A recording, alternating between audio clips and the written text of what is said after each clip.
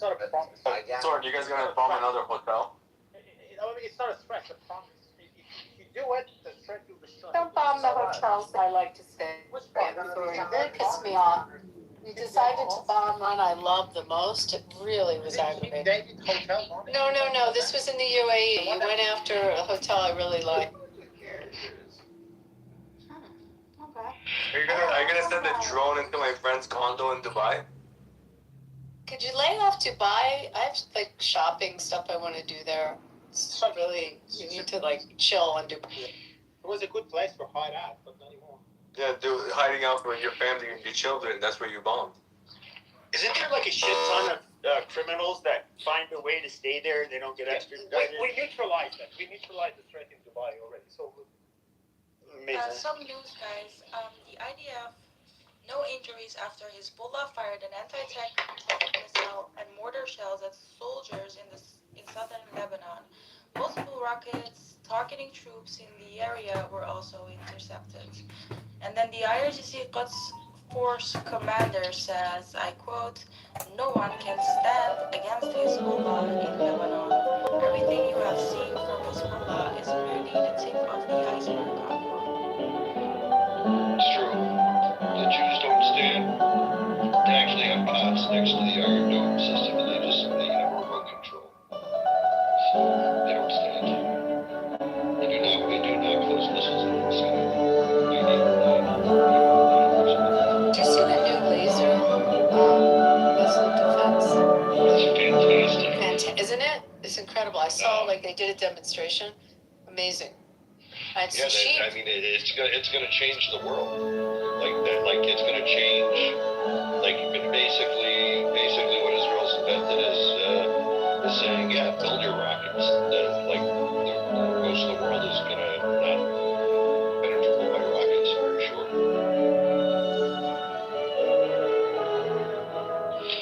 Fantastic.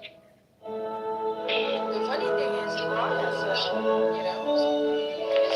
is calling victory, but their followers, in Iran, they're protesting against Ghalibaf, screaming death to Ghalibaf.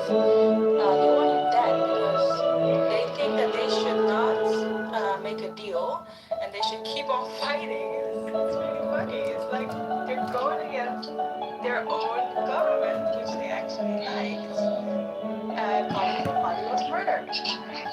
It's all going to be okay, Glow. I woke up this morning to catch a flight out of Morocco, and the guy driving the car was listening to a recital of the Quran and chanting the Quran the whole way. So I feel like whatever I want today, I have a special encounter with Allah. So everything's going to be okay. Thank God.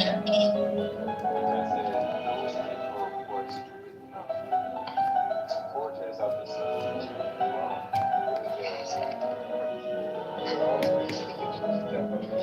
just turned them around and they brainwashed them to the other direction. We choose to temporarily make peace. And I'm very, very unhappy and skeptical about this deal because there is this crash of civilization. The worldview of the Islamic State in Iran is anti-Western, anti-Semitic. He's bald, bitch. And it's impossible to make. I'm bald, bitch. If we don't fight them now, we will need to fight them tomorrow when they become nuclear. And I'm really disappointed in Trump administration. And I really hope that it will not last, especially since J.D. Vance has spoken about $300 billion funds being transferred to the Islamic regime. That's even more than $150 billion, which were rumored that Obama gave them. And even in the worst rumors, they're going to double on that. And how could they not learn from history? That's what do you think Trump can do? I mean, realistically, Trump can't put boots on the ground. I think a lot of people don't realize that. Like, it's not possible. Finish the job. How? But how? No, they can. If the allies participate, they just shows that their allies are not set. The Allies aren't helping because of the way they've been asked. The Allies have been demanded like they're vassal states, which in practicality, the American Empire, they are, but nobody likes being approached as a vassal state. And Some of it, I don't think it's a huge accomplishment. I think what Barack Obama this weekend graciously said is, he's going to wind up having to make a deal that's not really any better than what he did, and started a war to do it. What's interesting too is you look at really for all the bombs dropped, all the kinetic action, what really moved this thing was not the bombing and the kinetic stuff. It was economic. It was, Iran closed the strait, we did the blockade. That was the most significant stuff that happened, right, in the entire conflict. It was these, all this kinetic stuff for what, right? For stuff that probably could have been solved, through diplomatic means, but they were taking hard diplomatic work. It's not. It's what Obama did and spent years in Switzerland, not sending Wyckoff and the Wonder Kid. Oh, years of Jared Obama over working I in don't think Switzerland. that's All the really hard much work help, he did. Thanks, Gary. Thank you for that, Scott. We'll go to Howard, followed by Dave. Hello, Gary. Hello, everyone. I'm going to be very succinct because, Alan definitely expressed key sentiment. But, Gary, I come back to... either you join or it's the end of NATO, and you guys are on your own. I don't think we should risk the larger strategic Interest in the United States because people want to bomb Iran. Yeah, they're not going to help us. But that's a threat to everybody. That's a threat to the West. I'm not saying it's not. But if you look at U.S. defense estimates, every year for the last 50 years, they rank in accordance: China, Russia, Iran, North Korea. North Korea is in the 4th position. Iran is in the 3rd position. What Pepe is saying, which makes so much sense, is in order to do this, you would have to have at least $1 trillion appropriated from Congress, which Congress doesn't agree to on either side of the aisle. You would have to have something like 1 million raised and trained American troops so you don't put U.S. national security at risk all over the world. And then you need the commitment of the American public to make that war possible. The Congress isn't going to agree. The American public don't want the war. And we've not raised 1 million plus troops, which would be the invasion force needed to put down the regime, right? I'm not saying you can't get there. I'm not saying a future U.S. president doesn't do this. I'm saying the way we set it up now is not for that kind of success. Or we could have just bombed Mashhad, which we didn't for whatever reason. That's not the only way to do it. You don't need necessarily boots on the ground. Just keep up the good work, keep what they were doing, hitting the leaders one after the other, just like Israel. That is the only way to do it. The regime controls Every office from Ayatollah to dog catcher. How do you root out the dog catcher if you don't have troops on the ground? No, they could. Can I comment? Yeah, this was never predicted to be something that would be won by air. Dickhead, you Israeli bitch. Amazing. Can I comment? That's helpful. And they call me But Israeli. nobody thinks that I'm you kind can of proud win of this. that. Nobody thinks you can win this just by dropping bombs. How are you, everyone? Even when it comes to the population, I don't even know. I mean, you would have to have a significant amount of arms, basically smuggled into Iran and get into the hands of the right people, and then pray that they would actually be willing to do the job, the civilians, that is. I have no idea what that situation is like. But other than that, this is why I thought the whole us attacking them in the first place was stupid. What teeth do we have ultimately to go in and take them out? We don't. We don't have the will to do it. And so America looks like a fucking paper tiger. Yes, and so it was the dumbest thing, and this is, I know everybody was so optimistic when this happened, and they were like, oh my God, Pepe's being a whiny bitch, he hates Jews. No, it's just like, at the end of the day, will it make anything better? I don't know. In fact, maybe it's going to make things better for the IRGC, and then it would have been a big waste of fucking time. The problem is Trump stopped it in the middle of the process. If they continued, if they hit Alibaba, if they hit Vahidi, the way they hit the rest of them, just like Israel wanted to do, but Trump stopped them because Trump is obsessed with repeating the Venezuela scenario in Iran. What he doesn't notice is that unlike Venezuela, there is not a single person in the Iranian regime, in the Islamic State in Iran that you can deal with. And every single one of them is anti-West and anti-Semitic. All the ones that you could possibly read and talk some sense into them are either are killed or forced into exile or are in prison, rotting in prison. So that is one of Trump's biggest mistake, that he's obsessed with repeating Venezuela scenario. That is why he kept Ghalibaf alive in order to make a deal with him. Sano, what is the social contract of the Islamic Republic of Iran? What's their social contract that they have? Please, you sound like an interrogator, Muhammad. Answer his question. Why you don't want to answer I'm just asking a question. I have the answer. Ask the question. Go back to your No, I'm not passenger or anything. Why do you Arabs always come into these rooms trying to derail? Like you give a shit about Iran? It's so fucking annoying. No, You just do first this. of all, I'm Persian. First of all, I'm Persian. I'm a pro-Israel. No. Muhammad asking, he's questioning Sano because he sounds a little bit on the IRGC side. If you guys see what. No, I just asked a simple question. Like, why do you get angry? I'm saying I'm pro-Israel. And I'm Persian. I don't know why you're labeling me for asking one question. It was just a simple question. It's so interesting that all of you labeled me, and it's scary. Like, I don't know. Let's continue. So I just asked, what is the social? We're discussing how to bring down the regime.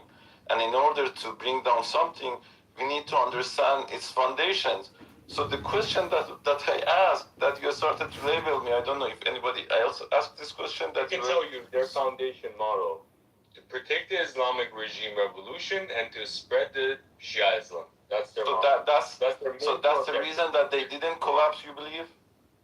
No, the reason they didn't collapse is because the Islamic regime, prior to the American attacks, Sayyid Ali actually was smart enough to decentralize the regime. With decentralization, that's what the Pentagon miscalculated. They thought if they just kill him, the whole thing would collapse. But prior to this attack, he actually decentralized the whole thing and split the whole thing into cancerous regime all over Iran. Okay, so can I give my 2 cents on it? If you don't label me. I have another opinion. Yeah, Sana, you go too. Yeah, that would be interesting. Very quickly, I think the reason they didn't collapse is that Trump has kept them alive because he wants to deal with them the way he did in Venezuela. No, I asked, what is their social contract that they didn't collapse? I didn't ask why didn't Well, a Trump... social contract doesn't really mean anything. What do you mean social contract doesn't mean anything? Okay, go ahead. What does it mean? Okay, so to go back in history, because also I'm writing a paper about this, which is interesting. Iranian regime is this, I would say, after the Safavids fell, Safavids were the Turks in Iran, and they brought a religion, they brought the Shia from Lebanon to Iran. Do you agree with me on this part? Yeah, every part that you don't agree, just say... No, I don't want to disagree with you. I just want to make sure you make your point. Yeah. So my point is that the geography and the topography of Iran, especially for the Persians in the middle that are vulnerable, is a regime that is a theocrat. Because as you see, the Sassanids, the Safavids... You just came in and told us it's a theocratic regime? No, just let me finish it. And then they brought a new religion, and then I'm not saying it's moral or anything, but because theocracy has people that are fanatical about it, they are ready to die for it. So even like with less and less capabilities, they are able to do more because they are willing to suffer greatly in order to achieve their end goals. Okay, you know, so like, that just further proves that America needs to be more aggressive. So you're just saying they're more resistant. So No, I'm not saying. No, I didn't say they should be. Okay, so what's your point? Pacifist or aggressive. Then you come to the Safavids. Can you tell us at least a solution to this aggressiveness? No, let us understand it first, and then come to the end. Okay? I think so. Yeah, but let him. Yeah, I think so. Just let him finish. Please round it up, Mohammed. Just Okay. summarize. So, as you have seen in the last protests in Iran, the Turks didn't come out that much. Yes, they did. Yes, they did. Why are you creating a divide now? I'm not. No, that much I said. No, I'm saying that much. Why divide? Yeah, I'm saying that much. No, I they didn't did. say they went. Every single city came. Did they came as much as they did in the Kurdish parts of Iran? Always. They,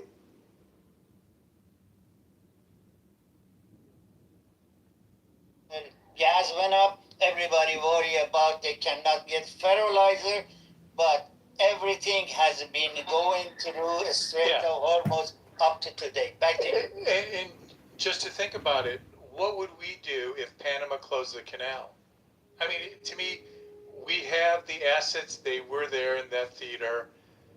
And again, I'm not saying do any kinetic military action other than put the location of those ships in that strait and control it, declare it as free international waters, and the rest is it. But anyways, I'm not a military person, but I do ask that question now as we think through really what does this deal get the United States? And it seems like it gets opening up a strait that was previously open prior. So we didn't really get it. If anything, we lost on this deal for sure.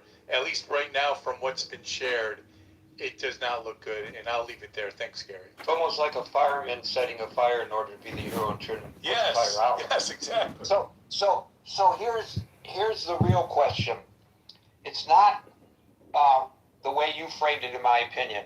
The real question is, why didn't we prevent the closing of the Strait of Hormuz? Because all of the intelligence, our intelligence agencies aren't stupid. And I've heard interviews with ex-CIA analysts who say that they've been writing for years that in a direct confrontation between the United States and Iran, the first thing Iran would do, they've been presenting this to the White House and to the military, the first thing that Iran would do would be to close the Strait of Hormuz. So it was not only predictable, it was predicted. So we could have blockaded the strait and prevented any Iranian, their little tiny boats going in there to lay mines or their mine-laying operation, because we knew that this is what they were going to do. I think that's the bigger question, actually, Howard. And I don't think whatever deficits the U.S. military has and all of that play into this at all. I cannot imagine that the United States Navy could not have controlled the Strait of Hormuz if it had been ordered to. Gary, I agree with you. And at a time when our fearless leader publicly stated multiple times that Iran's Navy was completely destroyed too. Well, there's that.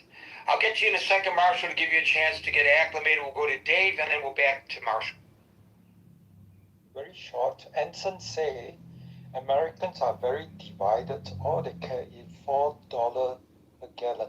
And this is exactly what is the next milestone, 20 days from now, 5th of July.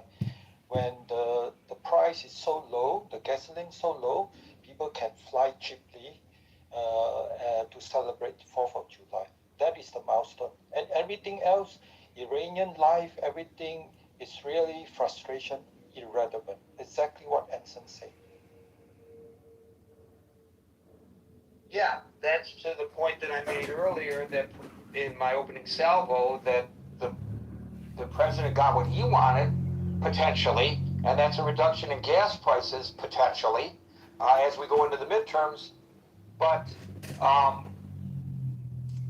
what does that do for the Iranian people? What does that do for Israel? What does that do for the exportation of terrorism? And do we have any guarantees that the nuclear weapons program will actually be dismantled. And I think a lot of people, until they see the final draft, are going to have questions about that. And even after the final draft, are going to have questions about that. Do we move beyond where the JCPOA was that the president tore up because it was an Obama negotiated agreement?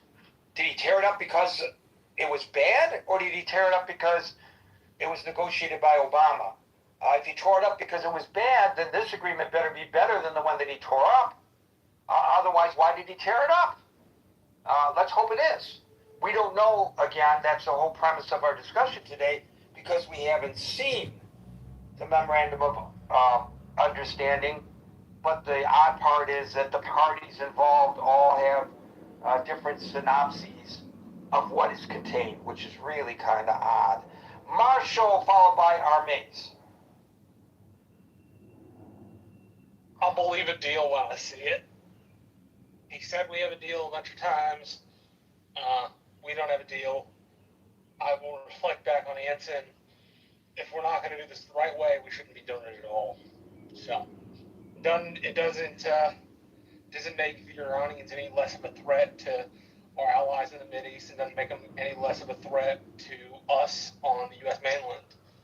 But if we're unwilling to engage public support, if we're unwilling to go to Congress to get support, if we're unwilling to ask for the appropriation, if we're unwilling to troops, which you would need to finish off the regime, then aside for a few weeks of reprisals, we shouldn't have been there in the first place. So, what I fear is it just makes us look weak. Makes us look like we can't control stuff. And a huge part of the cornerstone of the American empire post-World War II was the ability to control the waterways of trade, right? Because we are a seaborne power. We are not a land power. And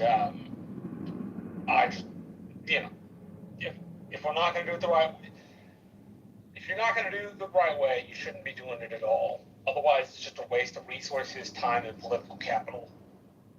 And lives. Oh yeah, I forgot about that. That all the people gotta die. That's the worst part about war. Something that has not been discussed today. We've discussed it in the past.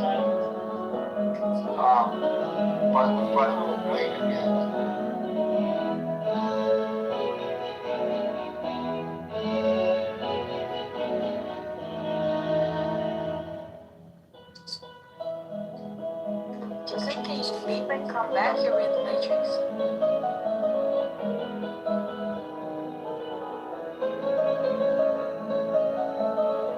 I think Muhammad was about to give a response. No, Muhammad?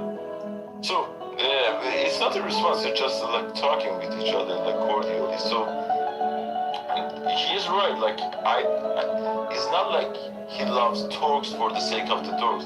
He needs support. The Islamic Republic needs the support of the Turks and the Persians, because these are the two biggest tribes in Iran. And I'm not in favor of tribal this stuff, to be honest with you, okay? I'm just analyzing the situation. And then, as I said, my belief is that they try to have their Shia identity, which is true, which is core to them, okay? Which gives them this fanatical people which are ready to die, which they think if they die, they go to heaven, okay? Which is not a good thing, but that's their vanguard comes from. And then in order to keep the country from going into different roads or ways or anything, they try to keep the Persians are the core, okay? They are the main, they are in the middle, they are the vulnerable. Even if you look at the Iranian-Iraq war, per capita, you had more people killed from the middle of the Iran, which has no access to sea or that much water or anything, okay? Isfahan had the most per capita people killed, okay?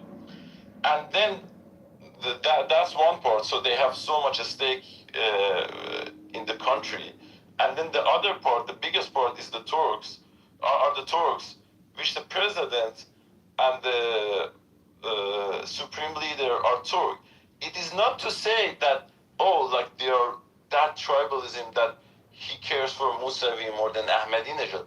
But it means he tries to make sure that the Turk people of Iran have a stake in the country. It's been going long enough. Can I say something? Yes, go ahead. I just back in it's got Jason, I think your voice is messed up. Jason, you're Matrix. Jason, Matrix. I don't know if I think that a lot of people could agree with me. Mohammed, I do not get your point. Oh, I do get his point. One sentence. Can I say something? Yeah, Moin. What Muhammad is telling us is a narrative that the Islamic regime desperately tried to push out.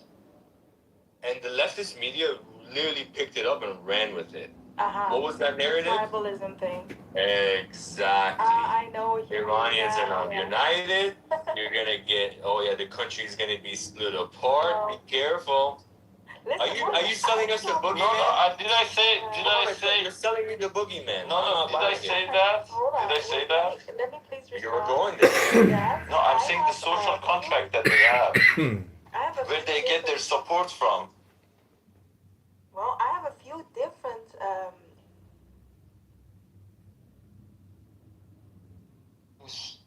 things that happen geopolitically as excuses to kill people who are not responsible. David followed by Merrill. Hey, Gary. Hey, David. Hello, everybody. So I think my only response or answer to Howard's question, we only need to look to the attacks on U.S. Military assets. In 1988, there was the attack on the SS Cole by an inadvertent missile coming from an Iraqi, I believe, fighter pilot. Destroyed, killed 37 of our servicemen in that excursion. The 2000 SS Cole event, where 17 sailors, servicemen were killed in that terrorist attack. How many servicemen potentially could have died already if we attempted to do just that very thing? Iran can rain down missiles and drones from these hillsides where they're protected by their geography. Go to ChicagoMayorVote.com. Thanks, everybody. Imagine the Democrats having a field day with that information. Not a field day because they want to, but using that as a campaign messaging that no more forever wars. Our administration got us involved in a quagmire, and here are the deaths of the servicemen and women that died doing that very thing he said he was going to get us involved in. So that's the response. I think Trump had to navigate the situation such that he didn't lose any more servicemen and women above and beyond what we've already lost in this very expensive geopolitical campaign that has resulted in nothing for us, nothing for the Israelis. I heard it argued that the Iranian people, there's factions within Iran that aren't even happy and satisfied that there's some sort of memorandum, that they don't want any deal cut. So, the new Ayatollah, the son of the deceased one that we killed, he's got voices in his neck of the woods that are just saying, hey, don't give him anything, right? And they're saying that by handing over a deal to the United States, we're indirectly giving them control over our nuclear facilities and assets, and we've become sort of another colonized version of the United States, which is what they had under the Shah regime. So these are just some quotes and some discussions that CNN reported from the rallies that have taken place in Tehran with the lead up to this agreement being signed. So Gary, I think at the end of the day, it is expensive. We lost a lot of face. Trump's trying to say, he got a great deal for us. And then there's also the matter, Gary, of the negotiations, I guess, centered around how much of the rebuild process of Iran that Trump wanted a hand in, apparently, that he was looking to cement some deals with regard to reconstruction. His envoys, his son-in-law and Witkoff are real estate guys. So, we saw the response to Jared Kushner's deal in Albania go sideways with the massive response there. So, against that development project. So, yeah, Gary, I think as well, Gideon Levy was on the record as saying that this was Netanyahu's life work, which was to take out the regime. Alan referred to Netanyahu as emblematic of the great Cyrus in the Old Testament, and I think he could have won that title with a more serious response by the Trump administration. You're right, Gary. In my world, I deal with a lot of American Jews, and I heard one from today who voted for him. I hope he drops dead. And I don't mean that somebody kills him, but that he hopefully has a heart attack or something. So. Well, I don't want to hear that kind of talk, even if you're quoting somebody else on this stage. But I mean, we have elections. He's going to be gone in 2 years, and right. Again, I apologize for anything inflammatory. I'm just anecdotally expressing the opinion and comments of one person that I spoke with. So if that guy's talking like that, unfortunately, imagine how others are also viewing this deal, whatever this deal is, or this memorandum, or this potential deal that's going to be struck, hopefully on Friday. So, but Gary, I don't think the world could absorb any more pain with regard to our oil assets are being drawn down in such a way that the reserves are getting critically low. And even though this deal does get signed and oil starts moving again, it's going to take a while for prices to come down. It's going to take a while for stockpiles to rise again. And then, of course, that only happens if they stay open, right? If the straits do stay open. So, and I don't understand why he isn't getting a better deal for the Iranian people in terms of the victims. There should be reparations for those families that have died on the streets of Tehran and elsewhere. There should be an immediate release of the bogus arrests of those family members, of those that are being held captive by the regime for kangaroo courts and trials. So, if you're not going to turn over the regime, at least, provide some relief that way somehow with this huge amount of money we're giving them and allowing them to have access to. So, anyway, I'll land there, Gary. Thanks so much. Thank you, David. We'll go to Merrill, followed by Alan. Well, it's a big win because they had to do it yesterday because Trump needed to be able to say last night for his big event that we won. And they're going to do something real big, too, because remember, he's having his big 4th of July. He's having a rally featuring himself. So that's a win in Trump's eyes. Now, if we listen carefully to what you told us, this sounds like Iran got nothing, actually, because it all depends on their performance in 60 days. So they're not getting money up front. If I'm understanding this, you're saying they're not getting money up front. No, I'm saying that that's what the White House says, but Iran's characterization of it suggests that they will receive money sooner, although the exact timeline has not been presented to us. So obviously, the agreement, they can't agree on what the agreement is. Correct. And I think it would be safe for us to say that Iran is not going to do anything without getting some money. They're going to get the money first. They will open up, yes, they'll open up the Straits of Hormuz, which, as Howard said, was open. It's reopening. It was open. It was open before we went there. And as you pointed out, and I watched, all these generals and retired generals and retired intelligence agencies, day 3 said that about the Straits of Hormuz. So that should not have been such a big surprise to anybody. So, no. And we also have to take something else into consideration, or we should, which I don't think Trump does. And isn't Bibi going to be up for re-election? There are elections in November, and of course, it doesn't mean you vote for Bibi for prime minister. That's not how it works. But would he be trying to put together another coalition and remain as prime minister? I don't see any reason why he wouldn't. Right. And this is important. It's important to him. He can't just abandon. He can't just say, okay, fine, Lebanon, go ahead. Hey, Hezbollah, see you around. That's not how it's going to work. And that was, you did a I don't think any candidate for prime minister would take that position.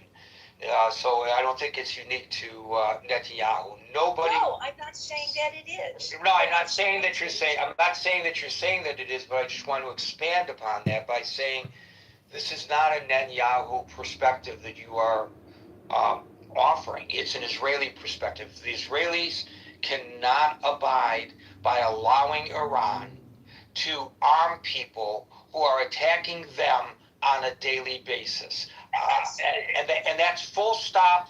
And I don't understand why people outside of Israel feel that that's a negotiable item. Nobody would expect the United States to accept such an agreement with a neighbor from which there were missiles being fired into the United States on a daily basis. Why we expect it out of Israel is beyond, I just don't understand. I certainly don't. And you did a show on would Trump ever throw Israel under the bus? Yes. Trump got us into this. He can blame Israel, he can blame whoever he wants to. He got us into this. He did it with the best of military advice that he ignored. So we know that. He ignored it. And he didn't, it's not realistic for us to think that, oh, by the way, if you open up the Straits of Hormuz, does that mean you're going to get 200 ships there every day? Like you used to? No, so he says, the president, that the Strait of Hormuz will reopen immediately. The Iranians are not saying that, interestingly. And he says, the president does, that the oil costs will drop precipitously almost immediately.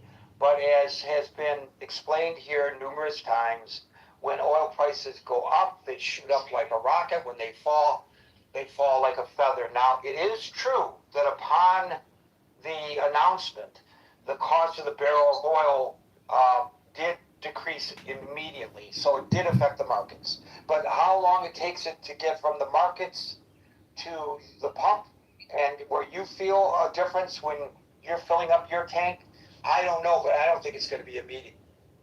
No, I don't think it's going to be immediate. And I don't believe, I believe Trump is telling everybody this is a win. Already, he is telling us this is a win. He said, J.D. Vance, the war's over. That's a win. We can say it's a win in that we're out of there. We're going to be out of there. But it's not a win. It's a horrible thing that he did. It's a horrible mistake that he made. He went in and he didn't go in the right way militarily. And also when we talk about the people that, the 13 people who died, we always forget to mention all the people who were injured severely. There are hundreds, if not 1,000 people that have been injured severely. And we forget to mention that because that's lifelong, some of those disabilities. That's lifelong. And I'm sorry, I believe if that you Trump did, needed to that's a lifelong disability. on the 4th of July. He is, he's narcissistic and he's got other issues. And to say yesterday he was going to do anything, sign anything just to be able to have his event last night, be able to say that he won, and be able to 4th of July have his rally. And the reality is we didn't win anything, and it's going to cost a lot of money. And I don't think we're just going to pay for reconstruction to Iran. I bet you certain other countries are going to ask that got bombed as a byproduct of this. They got bombed, and I bet you they're going to ask for some money because of them having gotten bombed. And I just do. And it's not because I dislike Trump. It's because, frankly, he's an idiot. He was ignorant about it. He had good military advice, and he chose to ignore it. And that's that. And he lied to the American people. He wanted to. I've said this before. And I'll finish. He's of the Mighty Mouse generation. And what he said was, "Here I come to save the day," just like Mighty Mouse. And he was glamorizing himself. And it's a horrible thing that he did to the Iranian people. And no, we're not going to give reparations to the Iranian people. We can't keep giving tax dollars to everybody. This is going to cost us a lot. And classy Obama, he said it right. He said it very, very So classy. classily. He said, well, I don't think it's going to be better than his. He didn't say, I think it's going to be worse. But he did say, I don't think it's going to be better. So, thank you. Thank you, Mel. You talked about what people don't talk about a lot, the number of people, American service people injured. The Washington Post did an analysis of satellite imagery. It's a detailed analysis. And it concluded that damaged or destroyed, Iranian attacks damaged or destroyed at least 228 structures or pieces of equipment, hangars, barracks, fuel depots, aircraft, radars, communications, and air defenses across U.S. military sites in the region.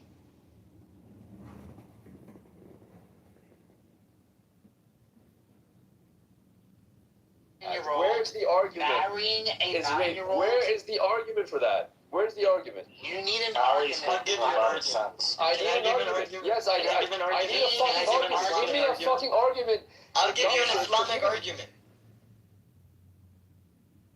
Armin, yeah, I get money because I deploy with the Corps. I deploy in active status. I don't deploy like, well, here, I'll just stay in a hospital. I'm on deploy. No, it doesn't fuck like that. You know, you get hazard pay because you're in Earth's atmosphere.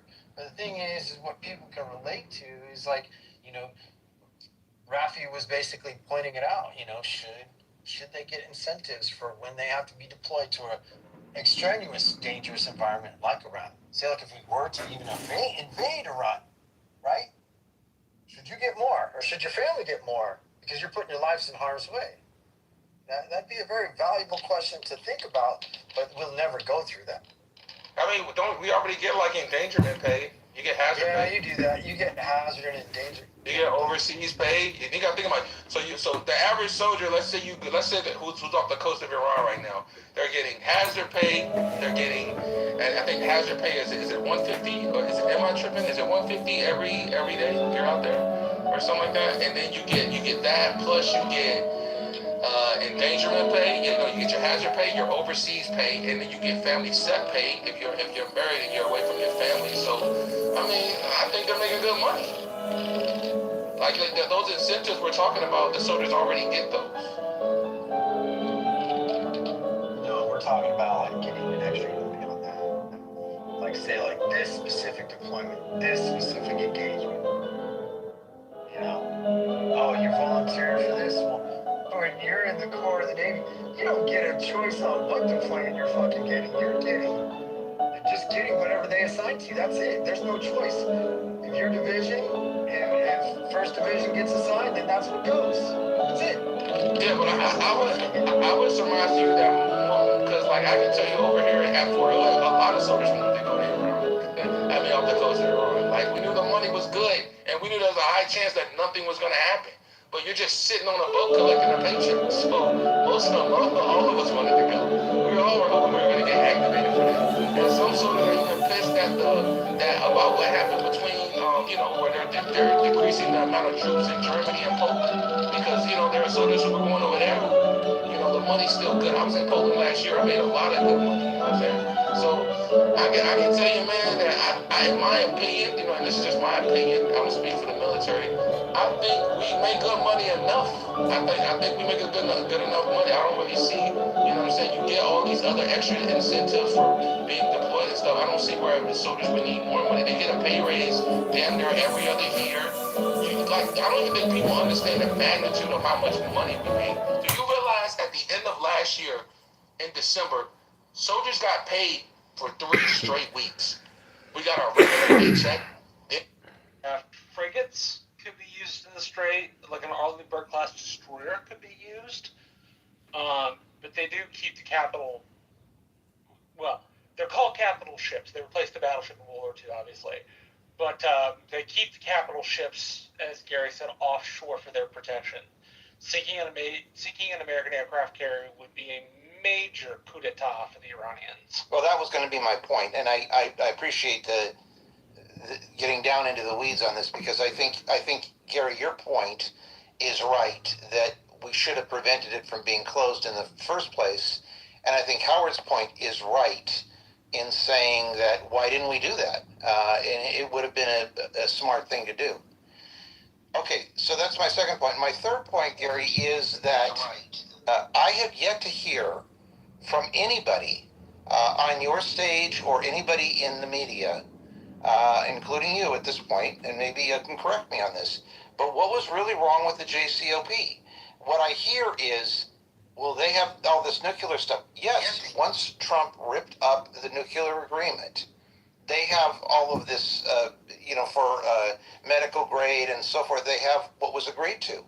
But I don't think anybody has given a credible reason as to what was wrong with the JCPOA, except maybe the one that my namesake mentioned, which is that he said Biden was stupid for giving the Iranians money. Well, that may be true, but I have yet to hear a better option.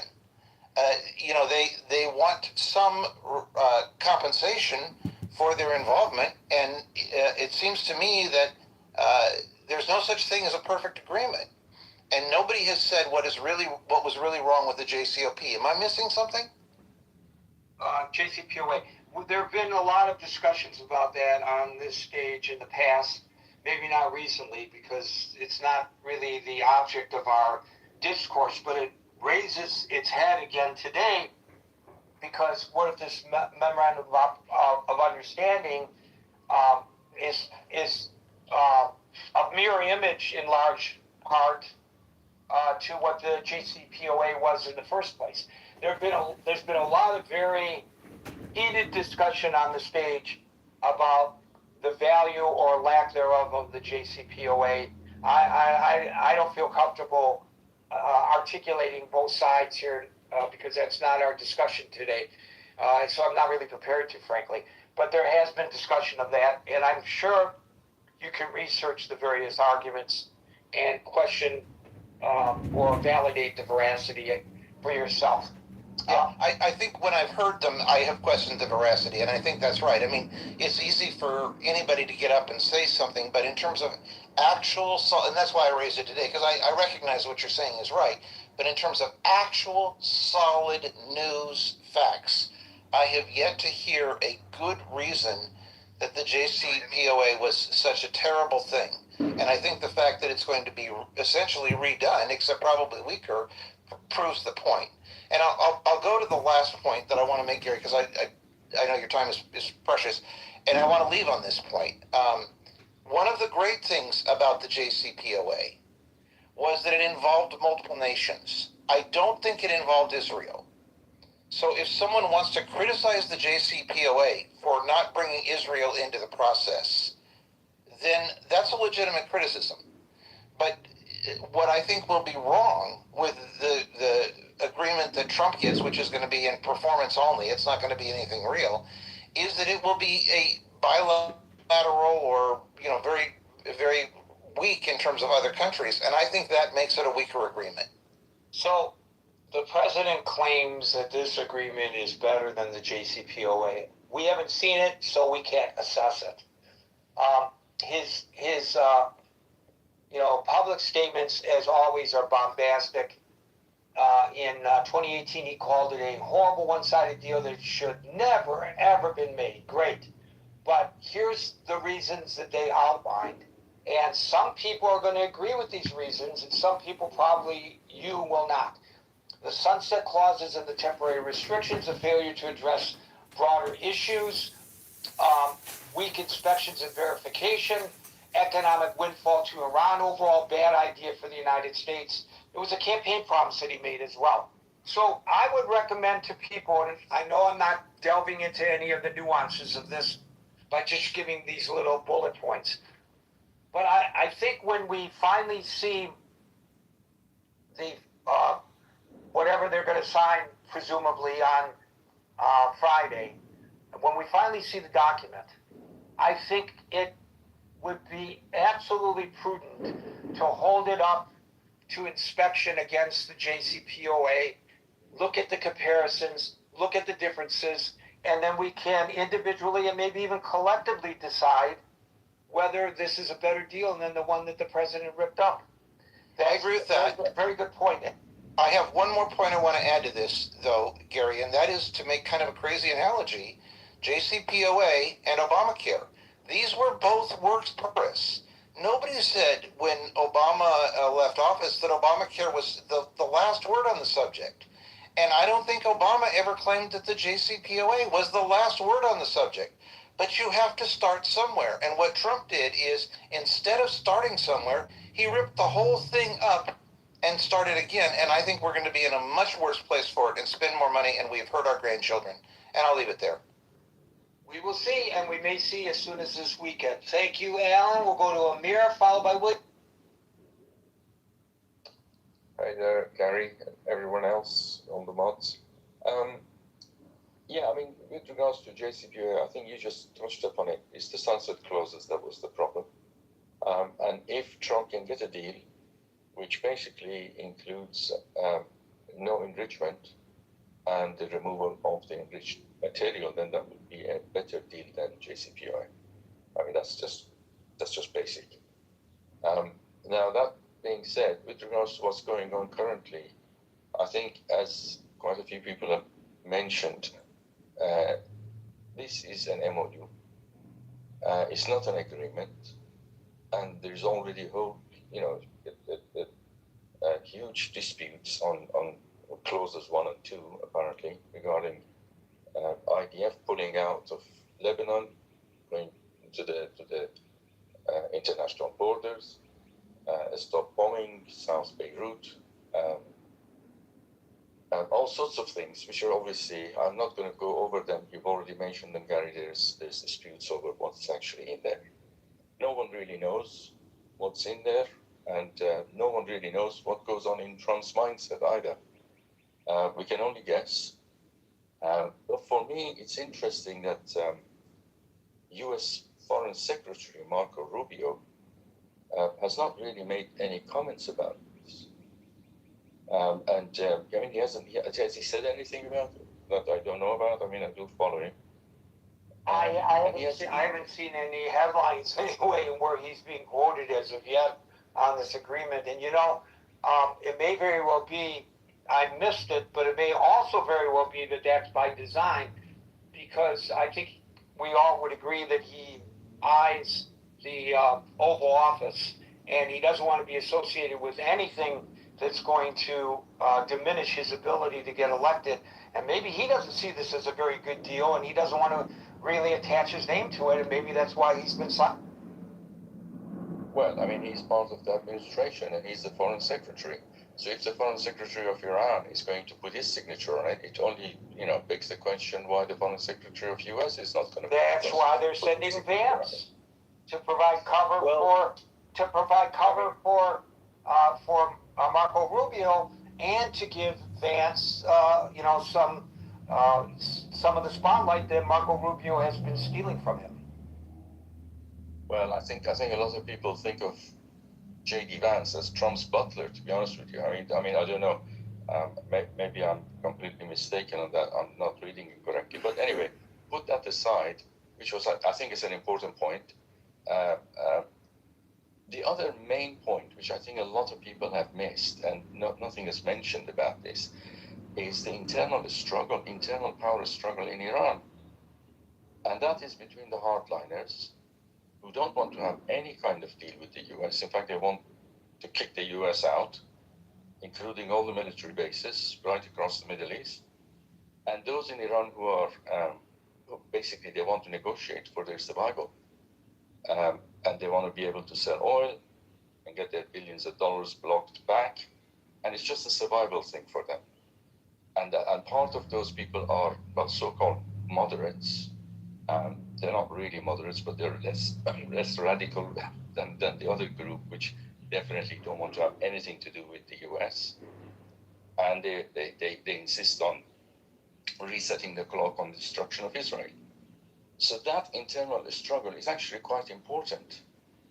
Now, I think this process has a long way to go yet.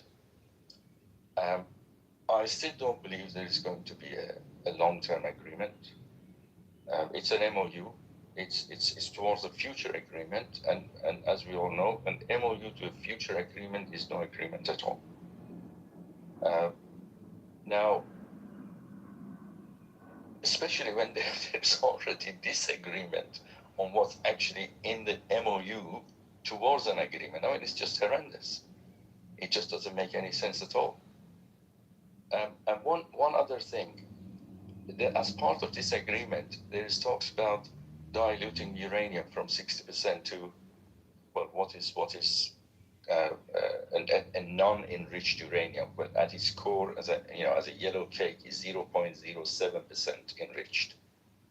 Now that is a huge task. That's not just going to be something that could be done over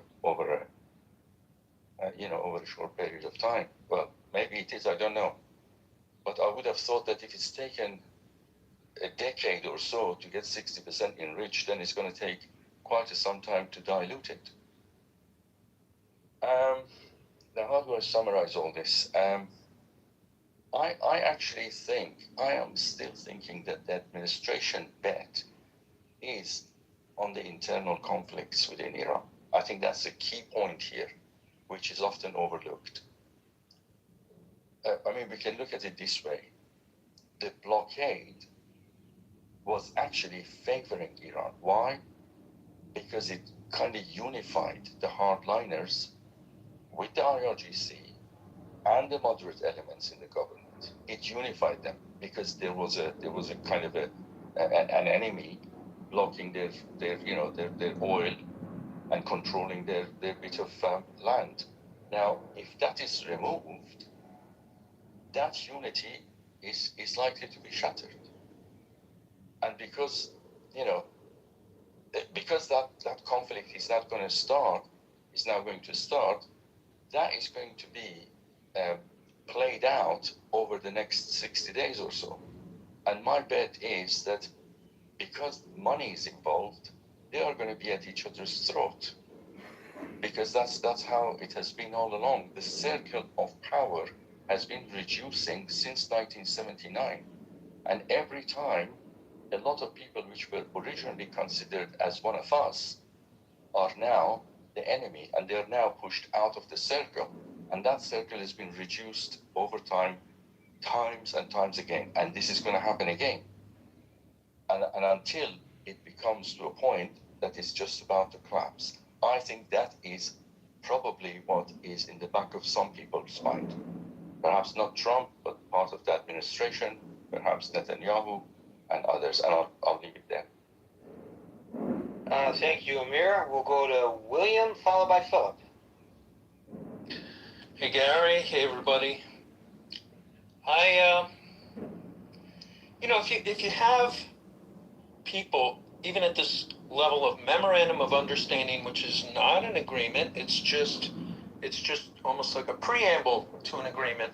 And even before there is the ceremonial execution of a memorandum of understanding, they're both, all the parties to the agreement, being Iran and the United States, the parties are saying, we don't have an understanding.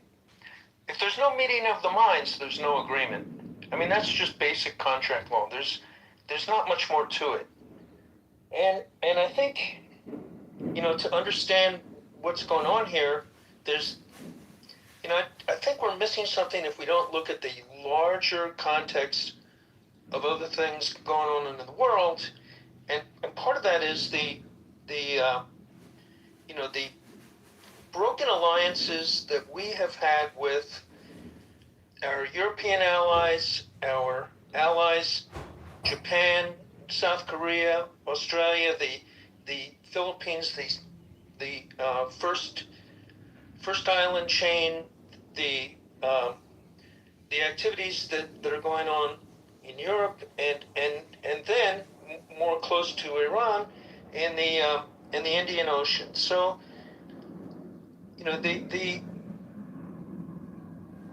what is the consistent theme of that has gone on? Because we can't see the agreement. There's no transparency.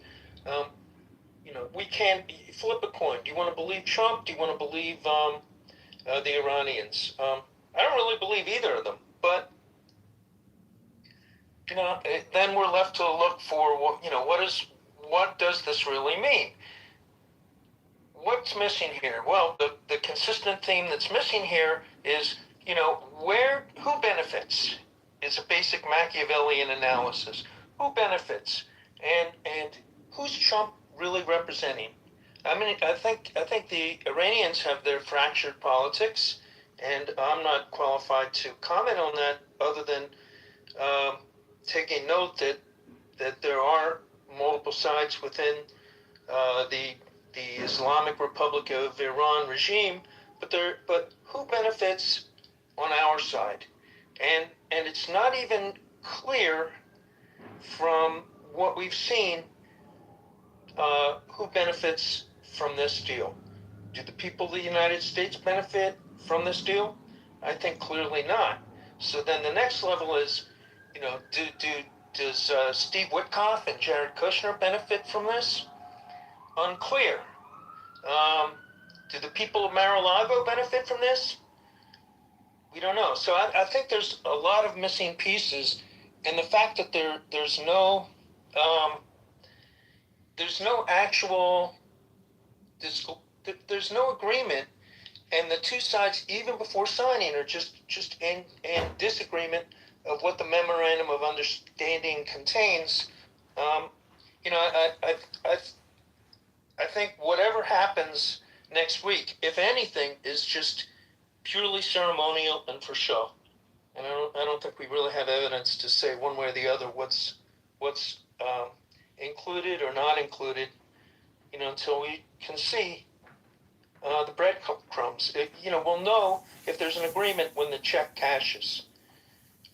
And the fact that we are going to be funding our enemies sounds like it's a pretty big fail. So, and when I say our enemies, I don't mean the people of Iran. I mean the mullahs and the IRGC. So did you feel the same way about the JCPOA that included giving money back to the Iranian? I thought that was a flawed agreement, and it wasn't, as another speaker said earlier, I didn't think it was the last word. I think that rather than ripping up the JCPOA, Trump could have renegotiated.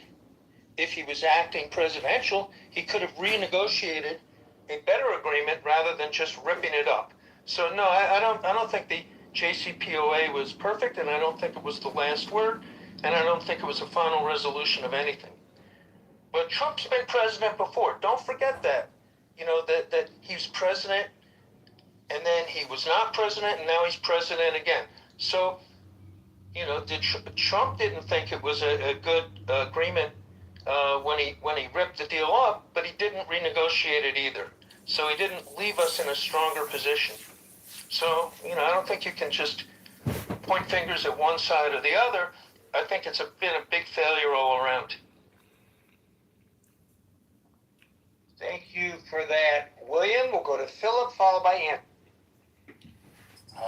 Thank you, Gary. I just have a comment on the Strait of Hormuz. And I think it's such a great strategic advantage for Iran that it's really difficult to stop them from exerting their control over it.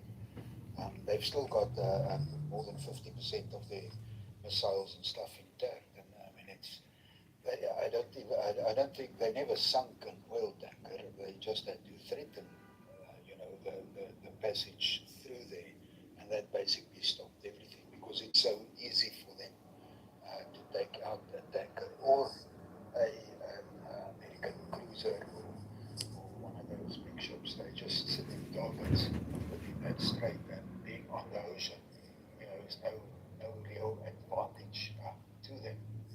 And then I just I think we're better for it.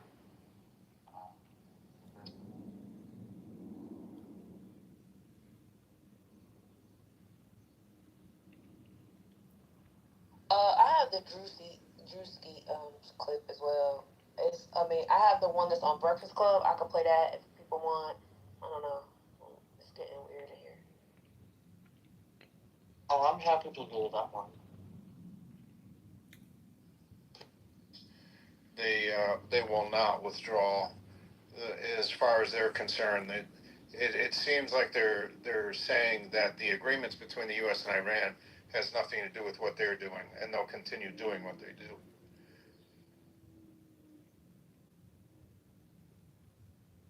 Essentially, yes, that's what it seems like. Yeah. Yeah, it is.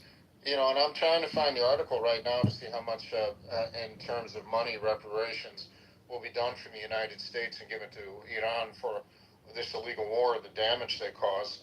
So I'm trying to find that article right now. Obviously, Trump did what he had to do because he was losing the battle. He was losing the war. And he made a huge mistake even setting this war off to begin with. And this is his way of backpedaling, getting out of there. So it's really a disgrace to this country what he did, and he is a disgrace to humanity. And unfortunately, the people of the Middle East still suffer, and the people of Iran still suffer, because Israel is not going to stop any of the atrocities. They will not stop their genocide. They will not stop their land grab and grab of natural resources. And this is a huge problem. So even if there is a treaty signed between the U.S. and Iran still has the right to defend itself from Israel, and I hope they do. But Sam, Iran made it clear that Lebanon is their red line. Kifak Ghost, how are you? Alhamdulillah. So in this case, in this case, if Israel is to attack, God forbid, Al-Dahya, will Iran retaliate? And if Iran retaliates, because they did say that they will, is the U.S. going to get involved and this whole thing just kind of... That's a good point. I want to look into that too. So what you're saying is Lebanon's a red line. I agree. My understanding of everything that took place is that Israel obviously is not going to stop any of these military atrocities. So what does that mean for the Middle East? Obviously, Lebanon's not going to fight back because they have no resources. Syria could only bolster and protect their border. But in terms of actively fighting Israel, it'll be a short fight. Unfortunately, they're not strong enough. And so what happens? So here's the scenario. So let's say they sign this treaty, and it's all executed and all that. But what if Israel continues its aggressions and Iran retaliates? Does that mean that the U.S. will be dragged back into this?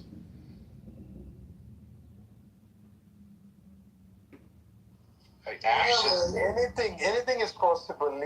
Israel will do everything in its power to derail the agreement, to resume the war, to continue the chaos. It will do everything in its power. They have been indicating it openly now. I mean, they're not even cagey about it. They are openly talking about it. They are sensitive on Beirut. They're not sensitive on the southern region. Iran just threatens every time all about Beirut. Well, the southern suburbs of Beirut, from what I've been understanding, they've come under fire, and I don't know the exact line in terms of where in Beirut or what. Beirut as a whole, brother. Beirut as a whole.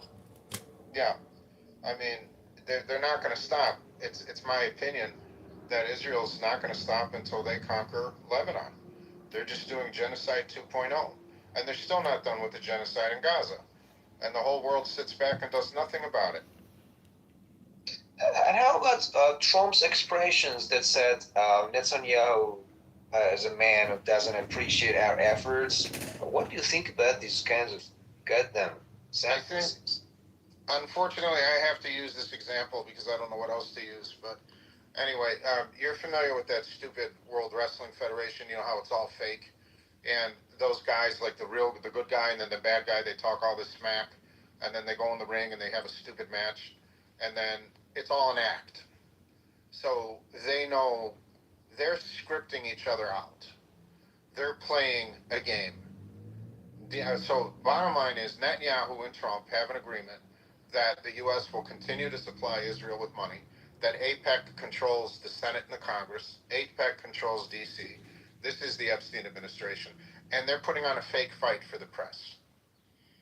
And this is a swerve, and this is a distraction. They're actually in bed together, and they're doing everything. And they're trying to appease the mass audience. Because here in the United States, Trump's popularity is near zero, and he's destroyed the Republican Party, and he's destroyed our economy. So when he steps up and says, "Oh, it's not my fault, it's his fault," then people say, "Okay, he's finally coming around." But he's just playing a game. He's a liar. But anything that comes out of his man's voice is a lie. Yeah. Sorry to interrupt you. My question is Israel the red line or Netanyahu? Because if Netanyahu is not the red line, maybe they leave him alone. Because some guys in Israel are really against him. Don't you believe in that? So who are you saying is against Netanyahu? Because in D.C. and in our government, it's hard for me to tell you who's against Netanyahu because they're all funded by AIPAC, the majority of the Senate and Congress. And of course, Trump is in the back pocket of AIPAC. So, the people here in the country, the civilians, the non-politicians, of course, there's a huge rally against them. No, that we don't want any part of Israel, but we don't make the decisions here. So, unfortunately, we are, once again, the administration is government's in the back pocket of Israel. They will do whatever they're told. Yeah, I know. In the Senate, they just clap for that guy. I've ever seen that. But sometimes I ask myself, is it going to continue forever that support Netanyahu? Because, if they feel they are being damaged by the situation made by Netanyahu, that no control over him, maybe leave him alone. But as you say, because you are more familiar with the politics in U.S. It's rather transparent, and the internet's open for everyone. And the bottom line is, if you start following the money, follow the money in Congress, follow the money in the Senate, follow the money that bailed out Trump for so many years, follow the money that ensured Trump's win for the election after he was convicted of felonies. Follow all that money. It all goes back to the Zionist AIPAC. It all goes back to the Zionist, the money holders and the shakers and the movers of the Zionists. The Jewish lobby, or the Israeli lobby, basically. Yeah, makes sense. Correct. Yeah. Yeah, So, that yes, makes sense. we are the United States of Israel. We are not the United States of America. It is ironic that you said that, because I'm thinking, are we occupied or are you guys occupied? I don't know. Good point. Very good point. But Sam, this is my opinion. Trump will be the last president from whom Israel can get many things done. And the president who comes after Trump may not be as amenable, and also because the American public is turning against Israel, in many ways. So Israel is trying to get as much done as possible before Trump leaves office. And that's why I think they continue to wage the wars. They continue to steal lands. I mean, everything. There are two reasons. One is, of course, Netanyahu's own survival, and the other one is what I just said. That Trump is their best bet to get things done, which may not be possible when the next president comes. Trump is, yeah. Sorry, brother Sam. I just have a question, brother.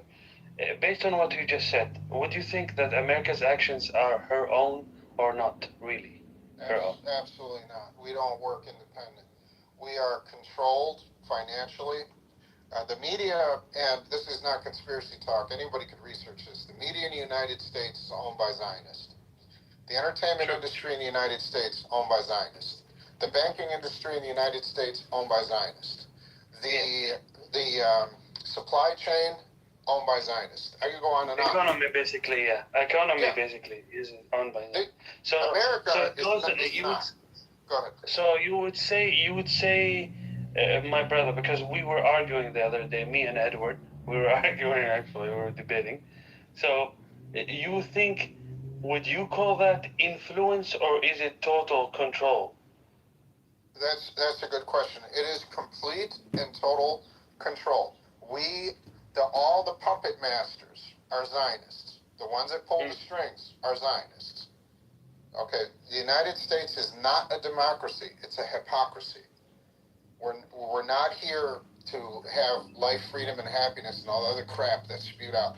We're here to pay taxes, and so our money goes to Israel.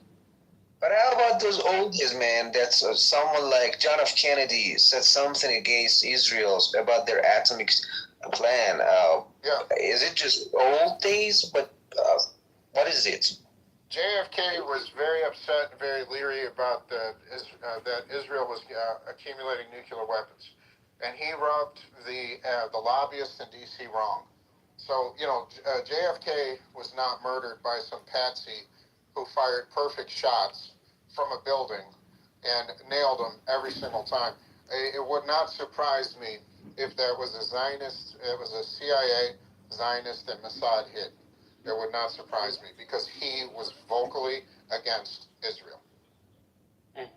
So so basically what you're saying is it is a complete and utter control, or pardon my French, they've got you by the ball. That's what you're saying. And I'll give you a world example that anybody can look up themselves.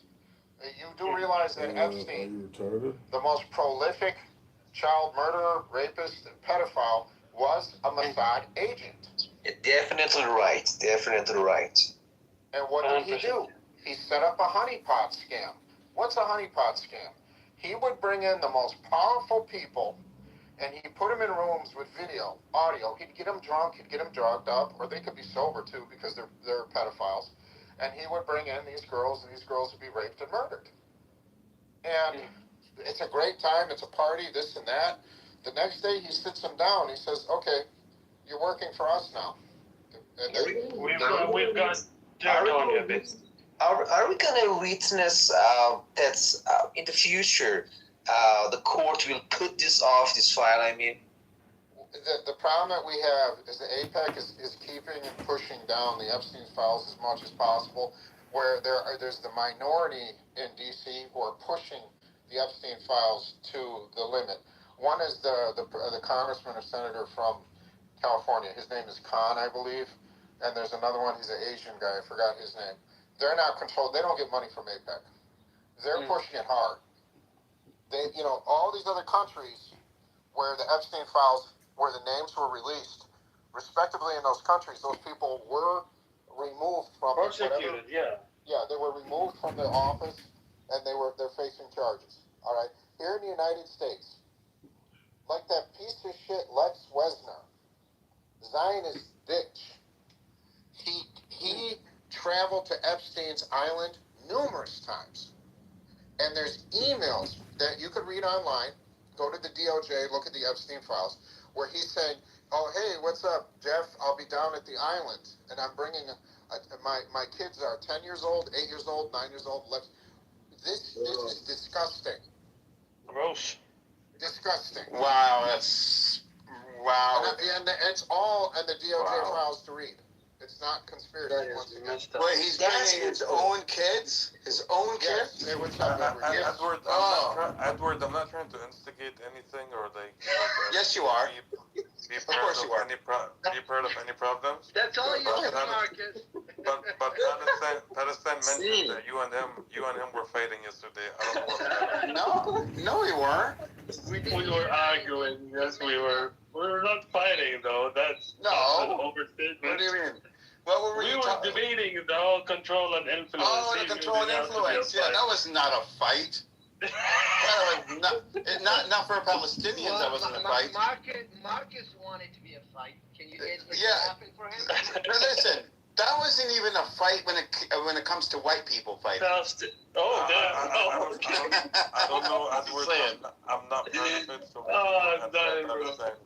You guys can talk it out, bro. No, we don't need to talk. He thinks it's control. I think it's influence. I say. Well, guess what, Edward? I got someone on my side now that says it's total control, and he's a total American. Like it's Sam that thinks that it's control. Yeah, Sam would think it's control. It's completely control. But he's not just saying it's control. He actually brings up very good points. I'm not gonna lie. Yeah. But brothers, let me just go off topic. Repeat them. Hold on, Marcus, bro. Hold on. Just off topic. Is Sister Ace still here? Yeah, we're trying to keep her quiet. Why? Oh no. I was chatting quite a bit. I'm giving people time, you know? Don't get me started. Please, sister, check your Telegram, please. Okay, well, sure, no worries. Wait, how come he has your Telegram? I've not gotten one single message from you. You know, I couldn't. First of all, Edward. I didn't even remember what my Telegram was. Okay, I had to reset it. I had to trust me. I just got it right back. So not a Edward, single message.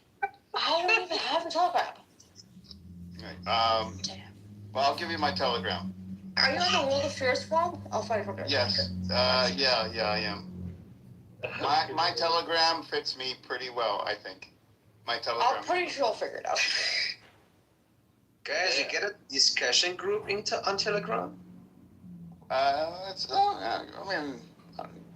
guess. It's not really a discussion group. It's more like we post news, memes sometimes. Is it possible for you to put it here? Because I really want to follow that. Yeah, I think. I think it's in the link tree. Like in the Yeah. On the top. It's in there, yeah. Yeah, at the top. Yeah, it's in the pinned link. Oh, sorry, I can't find it. No, the pinned link, brother, above, on top of the room, the first thing in the room is the pinned link. Go there. On the top. It's on the top. Yeah. Hey, brother. Now I found it. Thank you. Yeah, you're welcome. Keyfak, Edward. Say again? Keyfak yazan mı? Keyfak. كيفك؟ الحمد لله. كيف أنت؟ الحمد لله. كل شيء تمام. So Sam, I'm gonna push back. I'm gonna push back a little bit. What you said earlier, Sam.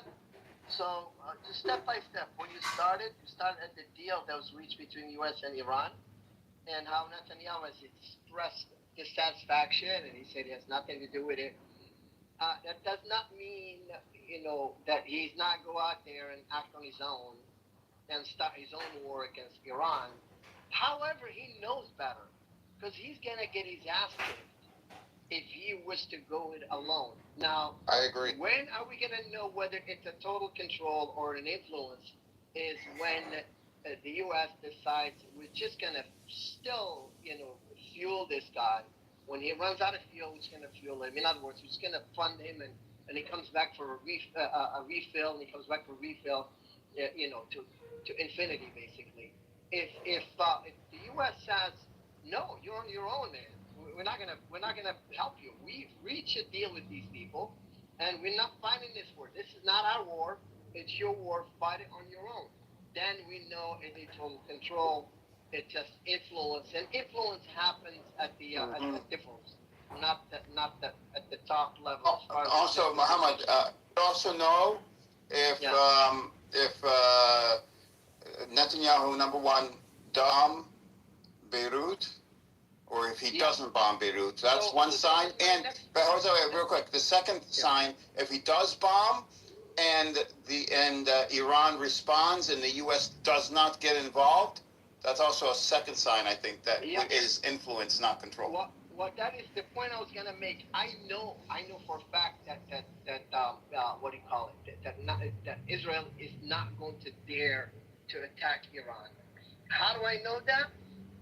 Simply because Iran has the supersonic missile that can reach Tel Aviv from Tehran to Tel Aviv in 6 minutes. Hypersonic. Okay, that hypersonic. It's 6 minutes. That thing has not been touched or disabled. Okay, in fact, if anything, it's gotten strong, or strong thing. So I don't think Israel is foolish enough to mess with Iran in that. Now, what remains to be found out is whether Iran will adopt its own version of the Monroe Doctrine and say, anybody that fucks with Syria or Lebanon fucks with me too. In other words, you touch these two places, that's a war declaration, okay? And I'm going to attack. Is that going to be worded into the final agreement? I hope it does. I really hope it does, because it's going to send a signal to the world that there is a military coalition happening, even though it's only one side that's really strong that can stand on his own and fight the fight. Oh no, I think you'll find Egypt joining Syria. Well, Syria is with Turkey, but I think you'll find Turkey and Iran. Egypt joining Iran. No, I think you'll find Egypt not fighting, but joining some sort of coalition. What if they're not going to, put in the and the manpower? Well, no. I mean, if it comes down to it, if Egypt is attacked, then then Iran would also join in that attack. Remember, listen, but Muhammad, you're forgetting one thing. Remember what Israel said. Turkey is next. So I am sure Turkey, Iran, Egypt, Syria. I mean, Turkey's building up Syria now. Maybe even Hezbollah, or But they're thinking twice about it now after what happened with Iran. I don't think they're thinking twice about it. Okay. I'll tell you what I picked up from having. Zionists? I don't know. Hang on one second. I've overdosed on NPR today, and all analysts agree on one thing: the entire world have acknowledged and recognized that Iran can take the world's economy hostage if it so wishes. So people or countries will have to think twice now before fucking with Iran. It was heartwarming to actually listen to that by top analysts. And look how patient Iran was to get to this point. They knew about this for decades. It's insane. And I'll tell you, and they all agree that the only reason why, Trump, being the maniac that he is, the egomaniac that he is, he only backpedaled and wanted to reach an agreement with Iran because the economy is in the fucking toilet. And gas prices are going up, and he's destroyed the Republican Party, and he's going to be a lame duck president. And it comes November, there's a lot of consideration that he just thought, no, this ain't working out for me. This is like a relationship. I'm getting to a relationship with a toxic man, which is Netanyahu, and it's going to end up with my own demise. Wait, you have a toxic relationship with a man? Yeah, and who pays for dinner? Yeah. If it's toxic relationship, then obviously he's paying for dinner. He's being used. Did you just get toxic part? That's funny. For sure. And in this case, it fits. And the scenario fits perfectly. But we all chipping in on that dinner, Edward. I chip in a little. You do too. How did I get try involved? to mitigate. You try to mitigate your taxes by giving it to charity. We try our best. Buy one of Trump's $500,000 or $100,000 watches that do not exist and have not been manufactured. Holy shit! But yeah, it's crazy, man. Listen, as much as I hate the RGC, I think Iran has done really well for itself this round. I just hope and pray that these sanctions get lifted even gradually.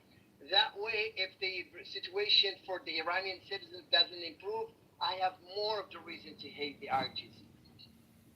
I land.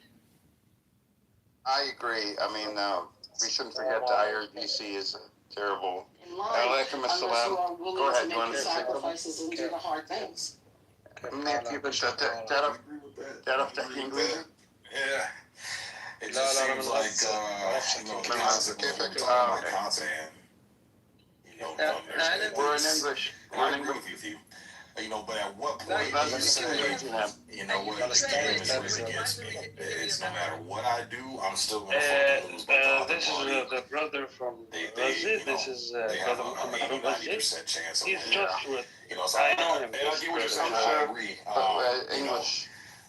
Yeah, at the point where it's like, a lot of men are discouraged, a lot of men have been brainwashed, they capitulate to women's emotions. Yes, and we don't ask. We don't ask for money in the room, so which is, I don't want a bunch of people to look at me like I'm an asshole. We do not solicit money. No solicit. No solicit. At the outset. I understand. أخوي محمد هنا في الغرفة في قانون بيحكوا إنه ما حد يسأل لا تبرعات ولا شيء. ما حكينا في تبرعات. مش فاهم. على صوتك أخوي. ما حكينا في تبرعات ولا حاجة. لا. Say this. We just give a disclaimer. لا هم بس بيحكوا هيك مش إنه لأنك سألت ولا شيء. هم هيك. أول مرة جيت أعطينا إعلان فقط لأنك أول مرة جيت هنا. Yeah, and English, unfortunately. نترجم له. And tell them there are Arabic-speaking rooms on here. Brother, it's okay. We get it. I understand. Like it's a Palestinian, but don't sound very unwelcoming. We get it. No. It's still an English-speaking room, though. I'm just saying, like, he should know that there are Arabic. I understand, but there is Arabic. There are Arabic speakers in this room that could translate. It's okay. Edward, stop being white, man. Come on. Stop being so blank, man. I'm saying the rule. Okay, what I'm saying is tell him that in case he doesn't know that there are Arabic-speaking rooms. Yes, he does. He does. Yeah. I spoke to him before. I told him, in this room, I don't promote anybody's donation links or whatever because there's an incident that happened a long time ago, and you're welcome to open up your own space and promote the link. Respectfully, I don't do it out of my room because there's been a lot of I'm not saying you, but there's been a lot of scams out there, and it's not just for you. The rules are set for everybody. What am I doing? He can't speak English, Amir. He's trying to tell you in Arabic. He doesn't speak English. Then you could translate, Edward. Huh? You could translate the message, Edward.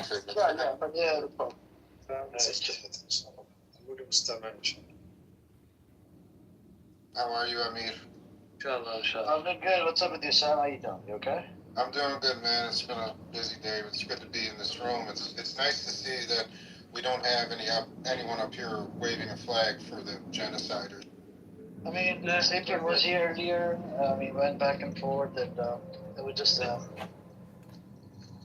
I missed him. I must have missed him because it wasn't like when I was here. I've been here for quite a while now. Hey, Sam, I'm gonna ping your friend Sapien. Oh my God! Yeah. Well, you know what? I haven't beat up anybody in a couple of days in real life. So yeah. Nope. Guys, no Israelis get a chance to come up because Amir will absolutely kick him out. I wanted to bring up a point, not to change the topic about Trump, and I wanted to just a brief history timeline. Yeah, in essence, I wanted to talk about the impact of the Epstein files and the things that Trump has done to keep with as many distractions as possible. And as you all know, in this country, prior to the war in Iran, Trump sent ICE agents out to Minneapolis, to Minnesota, which is a very liberal state. It's a democratic state. And as you know, the ICE agents were out there, and they did beat up a lot of people, and they killed we know of 2 people. They probably killed more. The atrocities. Trump did this, in my opinion, to spark a civil war or enough civil unrest to declare martial law.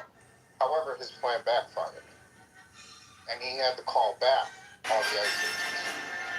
And then he took the stage with, obviously, with Bibi and the Zionist puppet masters, and they began this war in Iran as not only a distraction, but he wanted to destroy world economies and also make us in this country, we're more concerned about paying for groceries, gas, medicine. We don't have time for the Epstein files. So, with this being said, let's say the Iranian deal goes through. Let's say there's no more warfare between the U.S. and Iran. Time for the Epstein files? Go ahead. Did you say that we don't have time for the Epstein files? I didn't hear that part. It skipped out. So what happened was, as you noticed, when the Iran war started. Yes. You'll see that the major news networks. Yeah, that the were talking distraction. about Yes, Epstein, I got you. And now the Epstein went to the back burner. And now everything's the Iran war. Everything's the U.S. war. And also, the number of casualties has been falsely reported. That soon will come out in terms of how many thousands of Americans were killed. And also, all the military machines that were destroyed. And, as you are aware, Israel said many times they're not going to put any of their boots on the ground. They want U.S. troops putting boots on the ground only. And the U.S. never did that because they knew they'd get slaughtered. But what I'm saying, let's say this peace deal goes through. Let's say, for instance, Israel sits back and can't do anything because they don't have their big bubba to protect them, and on and on. I promise you, Trump will find another major distraction to keep the Epstein files off the radar. Thank you very much. Fuck you, man! Oh? Who's this guy? Sam! I'm really curious about your reaction about something.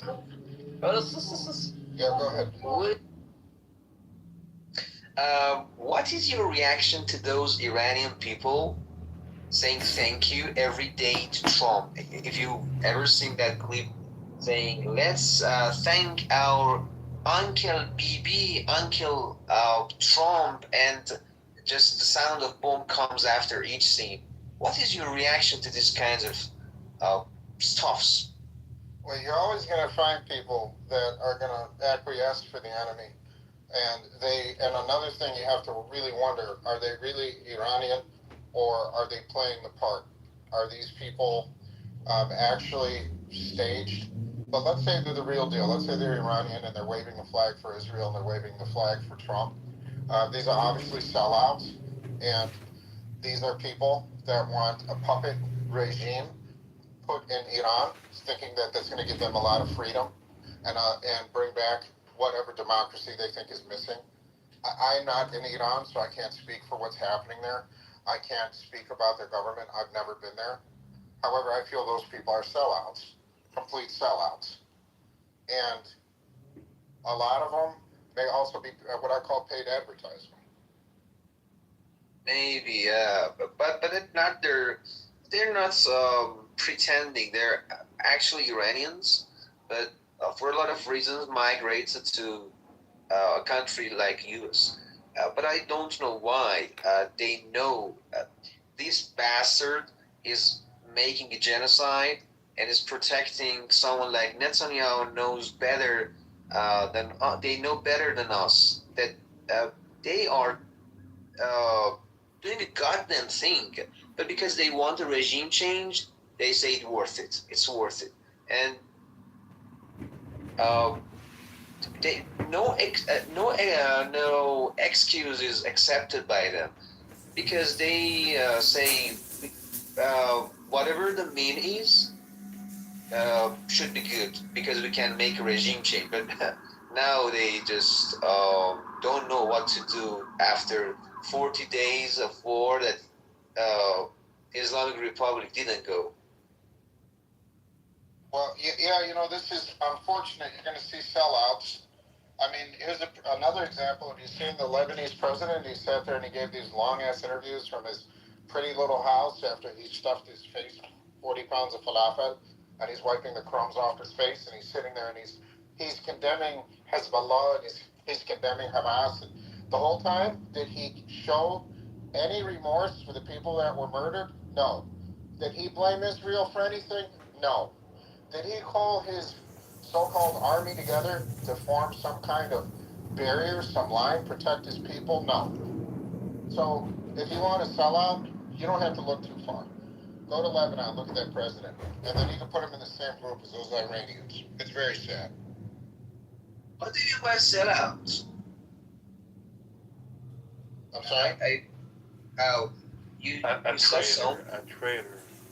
Oh, yeah, a sellout. A sellout, yeah? He's a sellout, he's a traitor, he's a Zionist bootlicker. Oh, he's I never heard bootlicker. Something new. Thank you. I mean, the whole army of Lebanon went north when all this started.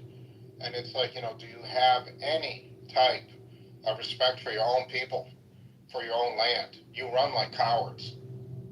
That was completely uncalled for.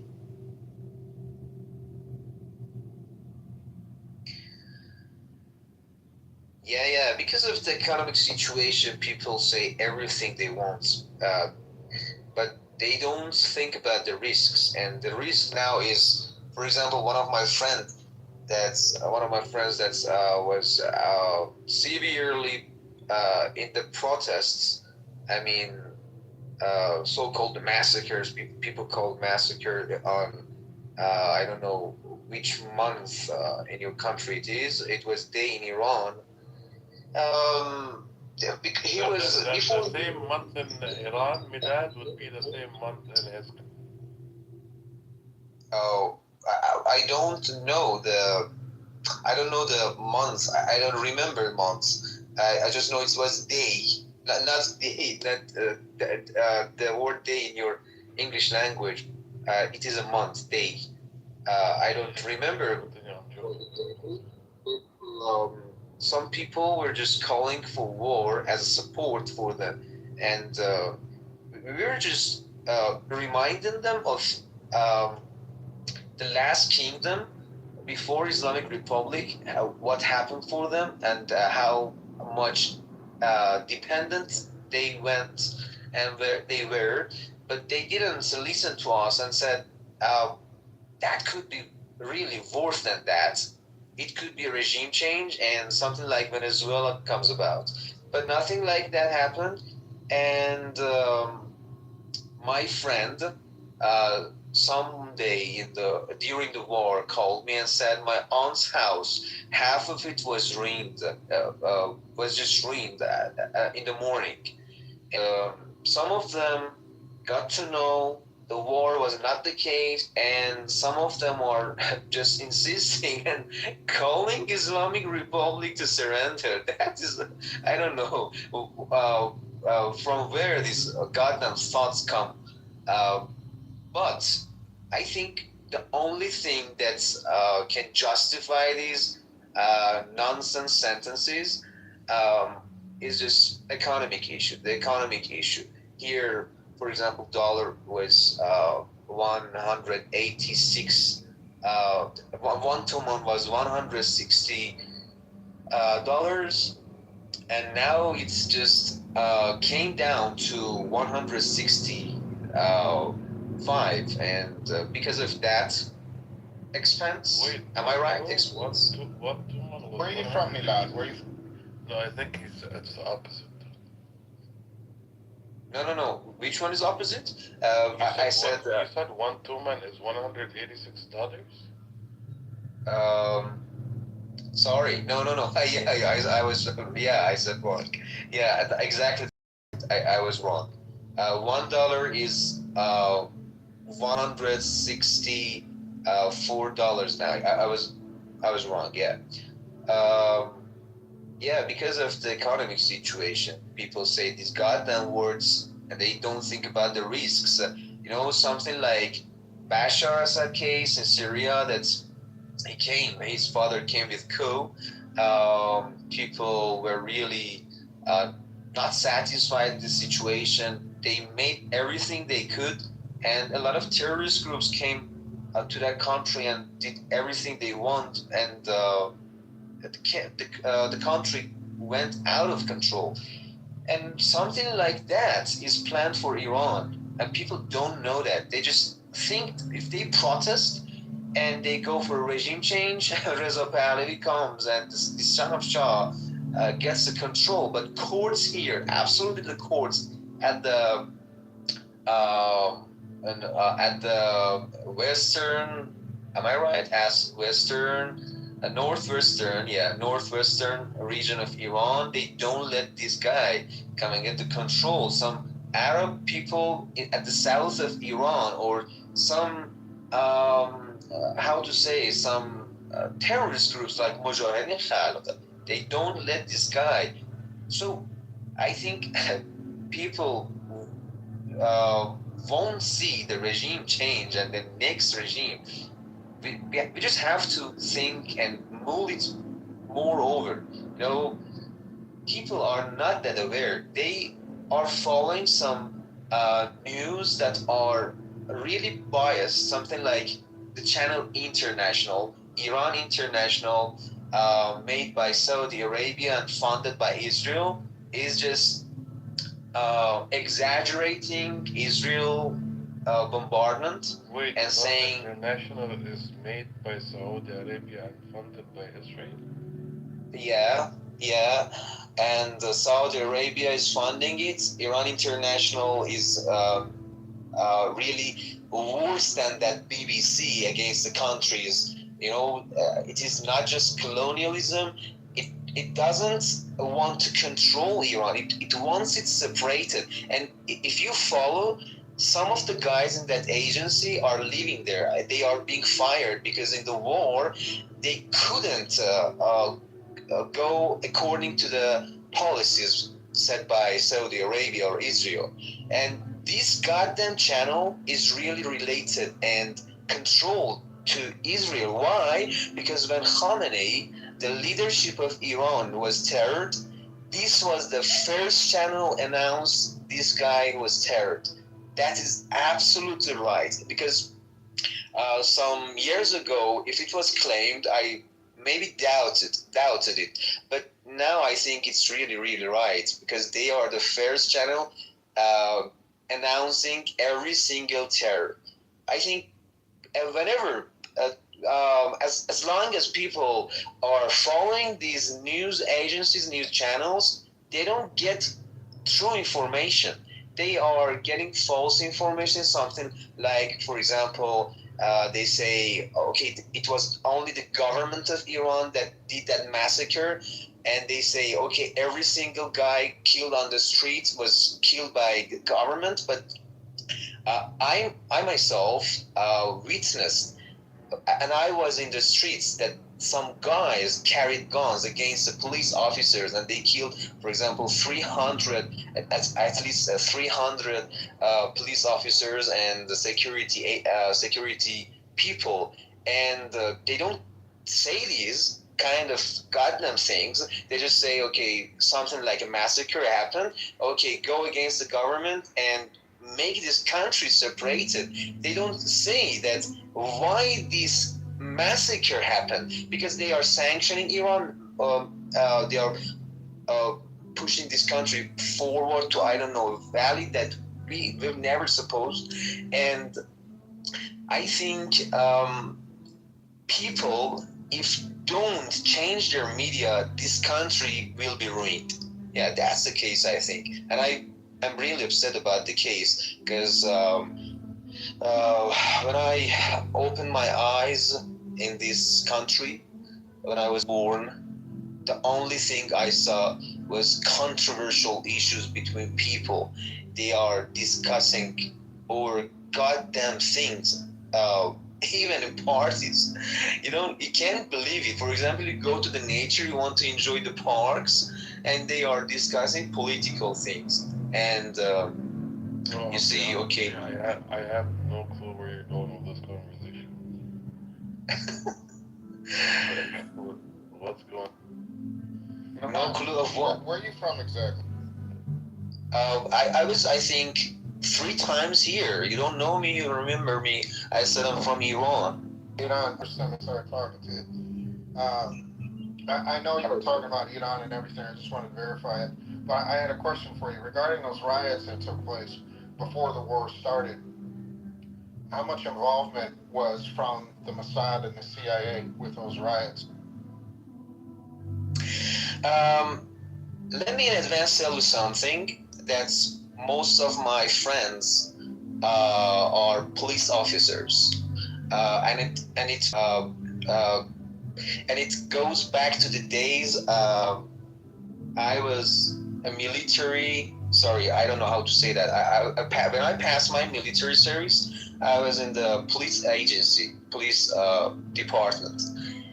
So most of them are police officers. I got 2 of my friends killed in the riots, and they were not carrying guns at the first day. On the first day, what they witnessed, they said, for example, on one street there was a blockade, and a lot of rocks were put over each other. They were shooting at safe. I don't know how to say that. What are those security people called that go for the riots? Are they crackdown officers? Riot police. Yeah, riot police. Yeah, they said most of the riot police officers were not allowed to carry guns to kill people. They were just guns to, for example, I don't know how to say that, some materials that you use to use for crackdown and suppress. Non-lethal. So they're using rubber bullets and probably tear gas. Yeah, non-lethal, and just suppose that the second day they went to their commanders, said, if you are going to continue this, not allowing us to carry guns to protect our lives, and like the day before that 300 police officers were killed, we are not going to help the government. And just suppose that IRGC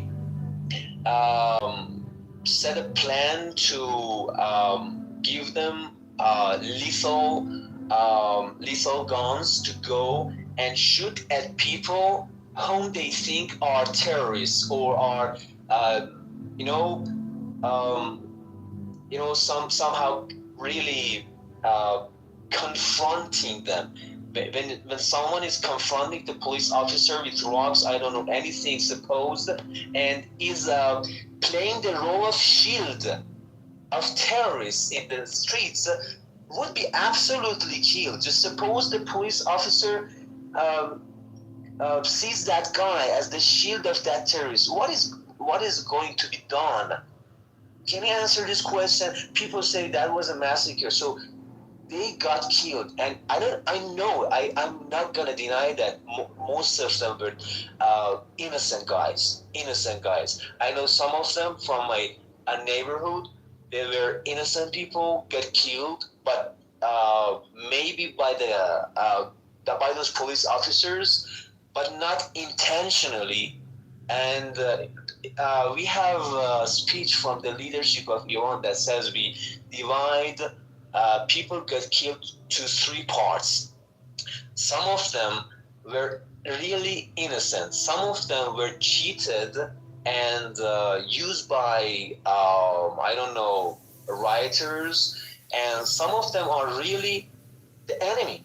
And they were Mossad. Mossad claimed, Mossad said and celebrated and said Happy New Year to his agents. And something like Kajak, the terrorist group on the north eastern part of Iran, said we had some of our officers in Iran got killed, and Mujahideen Khalid said at least 100 of our guys got killed in that so-called protest.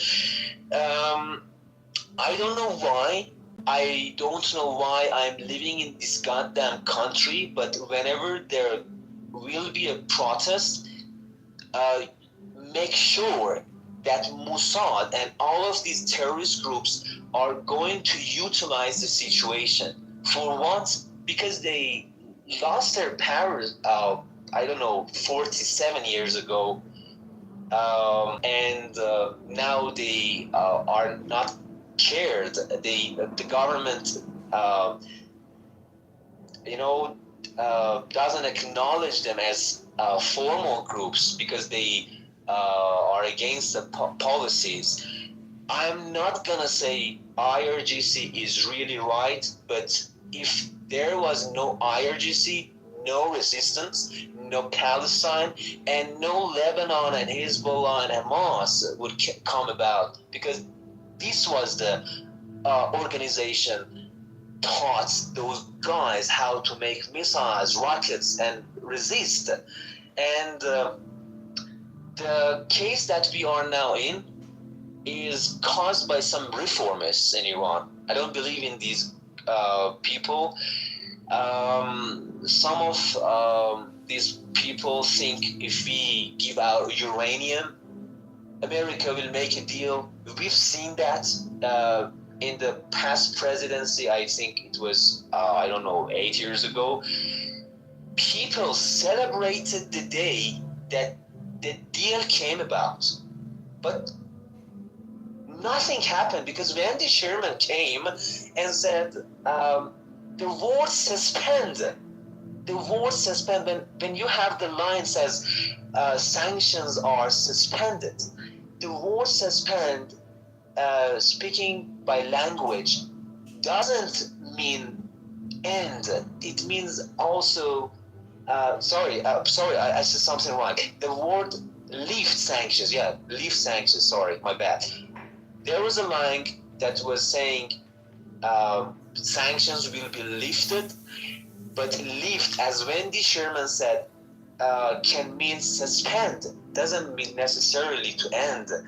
And some of the guys in Iran said to Muhammad Jawad Zarif, why didn't you choose better words? And it was just about atomic sanctions. And nothing came about, and just, I think it was not Trump. It was the policy of United States that wanted to make this trap for Iran. And these days, have you ever noticed that he's complimenting Araghchi as the tweets? Did you see that he is saying this guy is going to be a better guy than those ones, and is going to make a deal? Yes, because they are making a trap and complimenting a coward group, a cow group, I mean. And, they just want to make deals more and more just to put more pressure on Iran. And I think if Iran surrenders to these guys, we'll absolutely lose the game. I think we lost our leader. We lost our leader. We have our children killed. 168 innocent children in Mina got killed, and a lot of people, and a lot of our infrastructure. And these people are just going to make deal. If this deal is not going to be under our leadership conditions, I mean, if we lose the Strait of the Hormuz, if we give our uranium, they absolutely attack again, something like Libya. Because what happened in Libya? Gaddafi, or I don't know how to call it, he gave up all weapons and transferred them to United States. What happened then? 10 years after that, they attacked and got that land. This country is just based on occupation. This is their policy, and it's not gonna be ended. Sorry guys, I made headaches for you. No, I understood clearly. Obviously, the Mossad and the CIA played a role with a lot of disruptions in Iran. Could I answer you? Yes, you did. You did indicate what was pretty obvious to many, that the Mossad and CIA were involved. I mean, that's Sam, how. and I can send you some photos.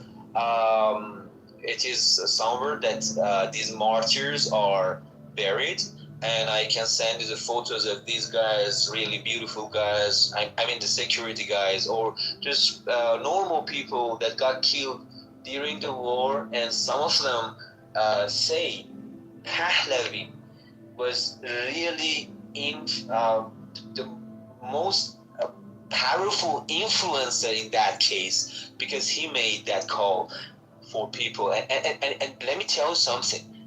Pahlavi said, we want people to come and protest and get their rights, okay? But during the war, I think it was the last Wednesday, the last year, the last Wednesday of the year, he said there's a call, but not for normal people, something like special guard forces of Pahlavi are on the streets. They are going to make damages to some forces, some Islamic Republic forces in the squares. And you can't believe that in the squares, people are shaking flags. Some bad things happen. For example, by by just out of the blue, someone came and shot at people, and for example killed two guys, or I don't know, they hurled some bombs, I don't know, cocktails and things like that. And this is the evidence that they carried weapons with themselves to kill people, to say that was the government killed people. But yeah, you got me, I think. Yeah, what you're talking about are agent provocateurs, and these are foreign agents that go in and they pretty much kick the beehive. They start all the problems, and that's their intention. And it's once again, it's a CIA and a Mossad operation, and it's a shame that innocent people had to die. And then when the U.S. decided to blow up that school that had all those schoolgirls in it, and they sat back and said, "Oh no!" First they said we didn't do it. Iran did it themselves, but then admitted that they did it. And then they said there was missiles there at the school. They had to do it. It's the same nonsense.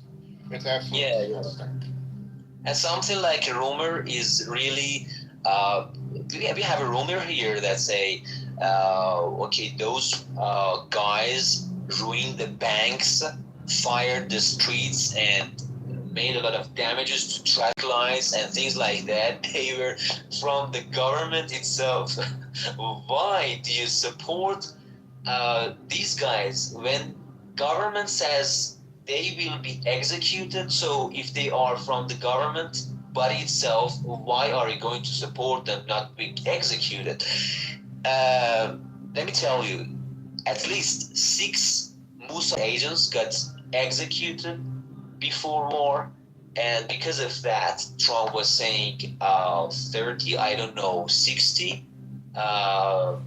60 people got prison in Iran, and Iran called me and said, we are not going to execute them. And I said, okay, I'm not going to head the war.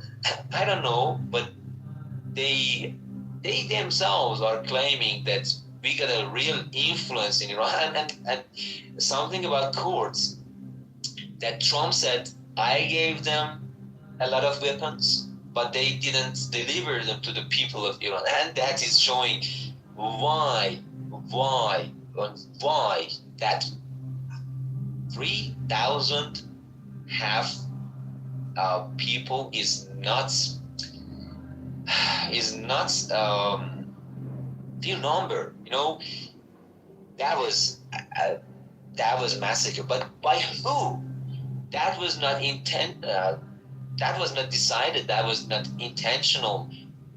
When you see your friend as a police officer next to you is getting killed by some guy in the crowd, and people are clapping for that terrorist, what are you going to do? You just shoot a gun to the sky, and your next shot will be at the I don't know, I have to say that, I don't know, specific site that you see, for example, a terrorist. I can send you a lot of photos that they pushed forward the I don't know how to call it. We have a sign. We have signs in the streets. Yeah, their poles were put into the asshole of these police officers, and they were treated like that. You know, that's absolutely terrible. Like that, I have the photo. I have the photo, and nothing like that happens in US, and they let those terrorists do that again. If you just threaten the police of USA, they just by one single goddamn word kick you and blast you and explode your mind. And you know what? In Iran, you have to be silent. When someone says there was a massacre, I myself get silent because economic issues, somehow give the excuse. Am I right? The words. Yeah. They just say that was a good excuse to do that, and they justify their deeds. I don't know why, but I believe in this country, maybe in the future gets better, but no way instead of resistance. Because I read something in the history, let me share with you. Before Islamic Republic, there was king here, Yeah? Sam. Yeah, I'm listening. Go ahead, please. Yeah. We got someone called Muhammad Reza Pahlavi, the father of this goddamn guy in US, Reza Pahlavi. He was his father. When did he came on our age system? I don't know how to say that, year system, I mean. On our year system, it is 1320. You can change it to your own year system. 1320, Reza Pahlavi went for Hitler and thought that it is better to go and support Hitler instead of Britain during the World War. They fired him and postponed him and sent him to an island called Maurice. I think it's near Africa. 1320 was the year this guy, Reza Shah, the grandpa of Reza Pahlavi, was sent to that island, and instead of this guy, Muhammad Reza Shah came. 3 years after that king sent to the island was dead. He died, and in these 3 years, he couldn't take back his father. What kind of powerful kingdom is it that Pahlavi people claim that he couldn't take back his father, and it is kind of treating his father. And let me tell you this, that 1320 he was sent to that island. 3 years after that, 1323 he died, and 1329, after these many years his body was taken back to the country. Got it? And just suppose what kind of goddamn discussions we have with these Pahlavi groups, and they don't accept that dependence to a country and a foreign outsider is really, really terrible. They say, okay, why shouldn't we be like Saudi Arabia? It is dependent to US, and they got their lives. They have the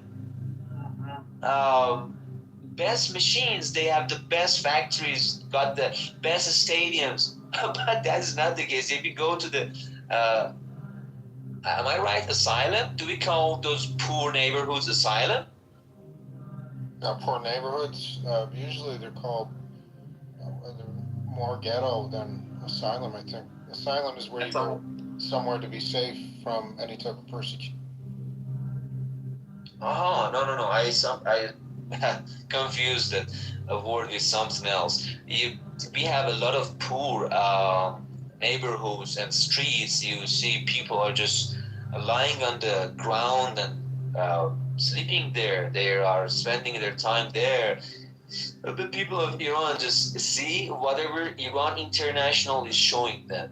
You know, Netanyahu said something in the past years that the thing we've got in Iran, we've not got that in Iraq. That is media. Show them Hollywood movies and change their life style and culture. They themselves go and protest against the government, but they couldn't because just we are witnessing that a lot of people are shaking flags. They know they are religious. They know that Islamic Republic is better than any kind of other government because it would be separated after that regime change. Yeah, I'm just over talking. Sorry, I think I expressed my feeling and opinions. I could drop by. No, dude, you certainly explained a lot, and you shed a lot of light about Iran and the upheaval that took place prior to the illegal.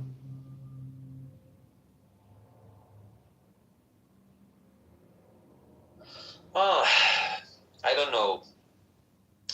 This illegal war is, I think, going to be the last one. One guy here was speaking about hypersonic missile. That is a really good technology, but we've got something newer, and that is Majid system. If you search it, it comes up, and you can search it and know what it is. Majid system works with in infrared. Works with infrared, and that is a modern system. And I think that was the system could take down F-18, I think it was, or F-16. Yeah, it was F-16, I think, and could hit F-35. And the only thing they didn't present and they didn't use during the war was Raptor 22. Maybe if there's a ground war, they use it. And in ground war, resistance groups are really better than these modern militaries because that is proved, and Hezbollah proved this, Hamas proved this, and we know better that there's a lot of traps here. They don't know that much, this land. And we confronted 32 countries during the war with Saddam Hussein, that basic Iraqi guy. I'm not speaking about the Iraq itself now. I'm speaking about that old Iraq. Yeah, they don't know what kind of hell they're going through. If they come here, we will absolutely show them what war is exactly, and we are really ready. If you know, believe it or not, we have youngs here, we have teenagers here, are really ready to sacrifice their soul, sacrifice their body to save the country, and also the Islamic Republic, because they think that is a holy government, not government, holy movement. the whole movement that is going to save Al-Quds, and Muslims can find their dignity again. Yeah. Could I answer your question? I think I really spoke a lot. No, you did, man. You gave a lot of details. Thank you. Thank you very much. And I just try to improve my speaking skill because I'm an English teacher here, and really I'm interested in politics. Every night I can come here and participate in discussions, sometimes watch TV, and but someone like Fayaz here or you are really good at politics. You know a lot of details. You can discuss them and drop your ideas so people can agree and disagree, and you can convince them. But my English is not that good. Maybe because I don't have that much idea. If you don't have the idea and not that information about Palestine, you cannot speak that much. But about Iran, I'm really good at it.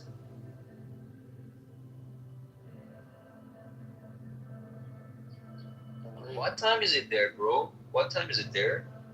Well, where I'm at on the East Coast, 7:38 p.m. Eastern Standard. 7:38 p.m. And people here know that this is 3 a.m., but they are waiting for World Cup game. The how to say that? The game that we have with New Zealand. People are just awake, but some of them don't care about it. Well, I hope something good happens. What do you think, Sam? Do we have a war again? Because you know much more than me. Is there any other war after this ceasefire? Because I think they are not in the same boat. They are not in the same ground. I mean, and U.S. Says some things, and Iran says other things, and they don't match each other. What do you think? Well, the United States and Israel can never be trusted. And will there be peace for Iran? It's very hard for me to say that.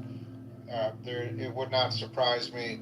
The point that was made earlier is after all these so-called peace deals are executed and signed, that Israel would strike into Lebanon, and then would that cause Iran to strike Israel, and then would the U.S. step up and say, "Oh, you can't strike Israel"? So no, I don't have any faith in it. I don't believe in it. There will never be peace for Iran, unfortunately, or for any of the Arabs in the Middle East, as long as the United States bankrolls and supports the terrorist regime of Israel. Yeah, and as an American, if you could do something about making policy change, well, what would be that? I mean, is there any? I mean, is that control really a lot that you cannot do any single change in the policy of being controlled by Israel? I mean, because Iran and Hezbollah are separated from each other. They are allied, but United States and Israel are really going matched to each other. Yeah, as an American, can you do any single thing? Because I'm not sure.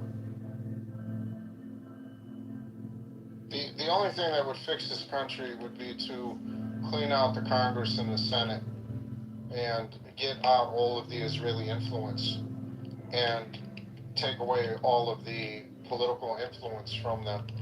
That would be the only way that we could recover this country back to its citizens.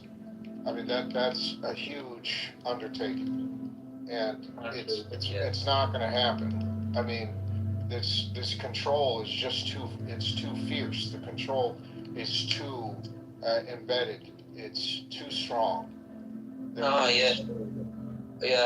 My question is always, what happened after, for example, after Abraham Lincoln or John F. Kennedy, these guys were somehow not dependent to Israel. They were controlling their policies. What happened after that? That nobody could come and say something against Israel policies. They just grabbed and supported. What happened after these guys? Did Israel do a special thing about that control? I mean, do you have any clue about it? Well, I think that there's been a major, the major control with Israel started at the inception and the creation of their country. And that was also a lot of lobbyists and the political action committees. The question that you pose is not easy to answer. If for decades, this entire society in the United States is governed and controlled by a foreign body, and to break away from that, I don't see how that's going to happen. To me, it doesn't seem logical. It doesn't seem like it's going to happen. They're too strong. There's too many of them. They're too strong. Do you really think, I'm back, welcome guys, do you really think that it's control or influence? Or is it blackmail type of control? Well, this is a good point. I mean, this is blackmail control. This is typical, what I call the honeypot Mossad. These are the activities of the Mossad and the honeypot centers. Then I have a follow-up question for you. Go ahead. So if that's the thing, Trump cursed him out, right? Trump said, you don't know shit or this and that. When Trump is doing this to him, why doesn't he expose Trump? Because I think it's really a script between the two of them. I think they're really just they're shadow boxing. I think they're just putting on a show. I think they're doing it as a distraction. I don't believe they're really at odds with each other at all. I think Netanyahu's telling them what to say, keeping it spicy like that so that people don't focus on the real problems.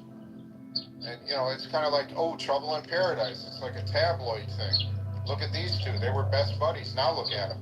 I think it's all bullshit. I think that's really a ploy. I don't believe that they're really at odds at all.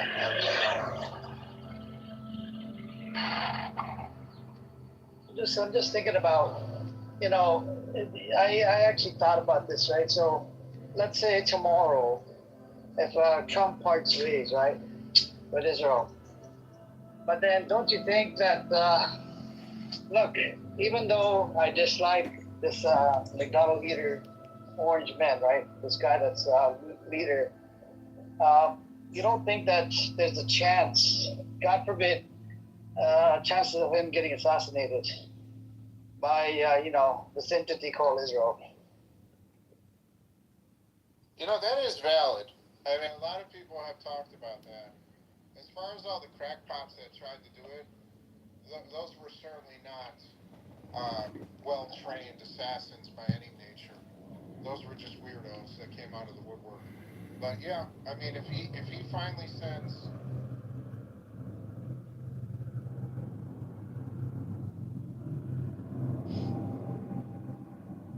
Just turn down the volume or the lights a bit. Right.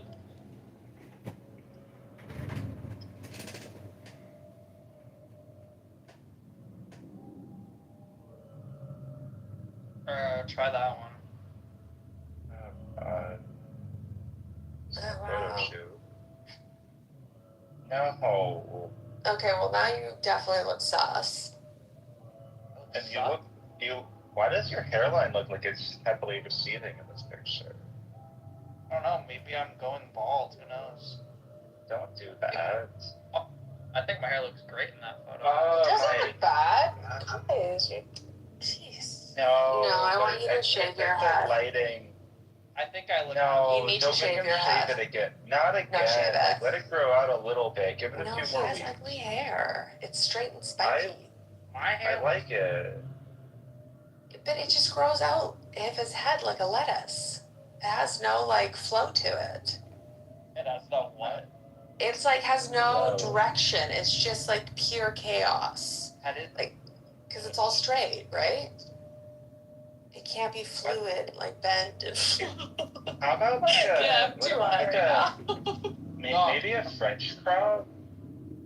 Okay, yeah, he needs to have like, because his I face think that is looks very great. square. No. It's a Caesar cut. You have a square face, so you need a little bit of softness on the hair. It needs to be a little bit rounded, the hair design. The face is angular. Texture, or no, I don't know. I like the texture. It looks good. Perm would look cute on you. I think it needs to be shorter on the sides. When my hair is long and wet and I go on the car ride with the windows down for a long time, I get the Yiddish curls. Oh my god, you're a dog. I swear I get Yiddish curls.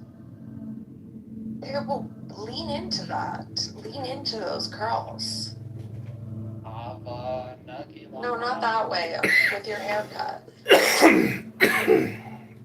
Yeah, like get some layers and texture and shed, some texturizing powder, maybe sea salt spray, and like cut it in such a manner that you are bringing that out, at least on top, maybe do shorter on the sides. Shorter on the sides with like a little bit of like movement on top, right? Like a little curl or something. Yeah, this would look good on you, Jacob. Like how my cousin looks? Yeah. Well, I don't know where your cousin looks. Oh my god, how the fuck do we know what your cousin looks like? I don't know. All I see is that you have a very like angled jawline, which is great, but your hair can also be like all very straight as well and angled. So you gotta soften that. Yelly Jabelli saw a picture of my cousin, I think. I don't remember. You were looking at my family.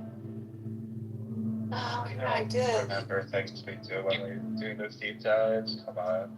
You were fishing or something on a... Yeah, we're out there. Yeah. Oh, why am I remembering that now? Yeah, remember? Yeah. We're at like Newport or something. Fuck you little spoiled brat. Nah, it's like the only time You had no right to develop schizophrenia.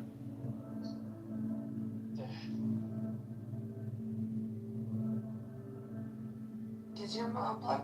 Is that fractal on the bottom? It is. Is it? I hope not.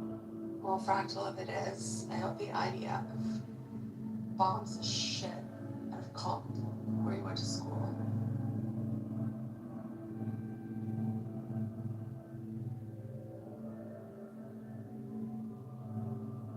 And you can't text me because I blocked you, bitch. Oh, God.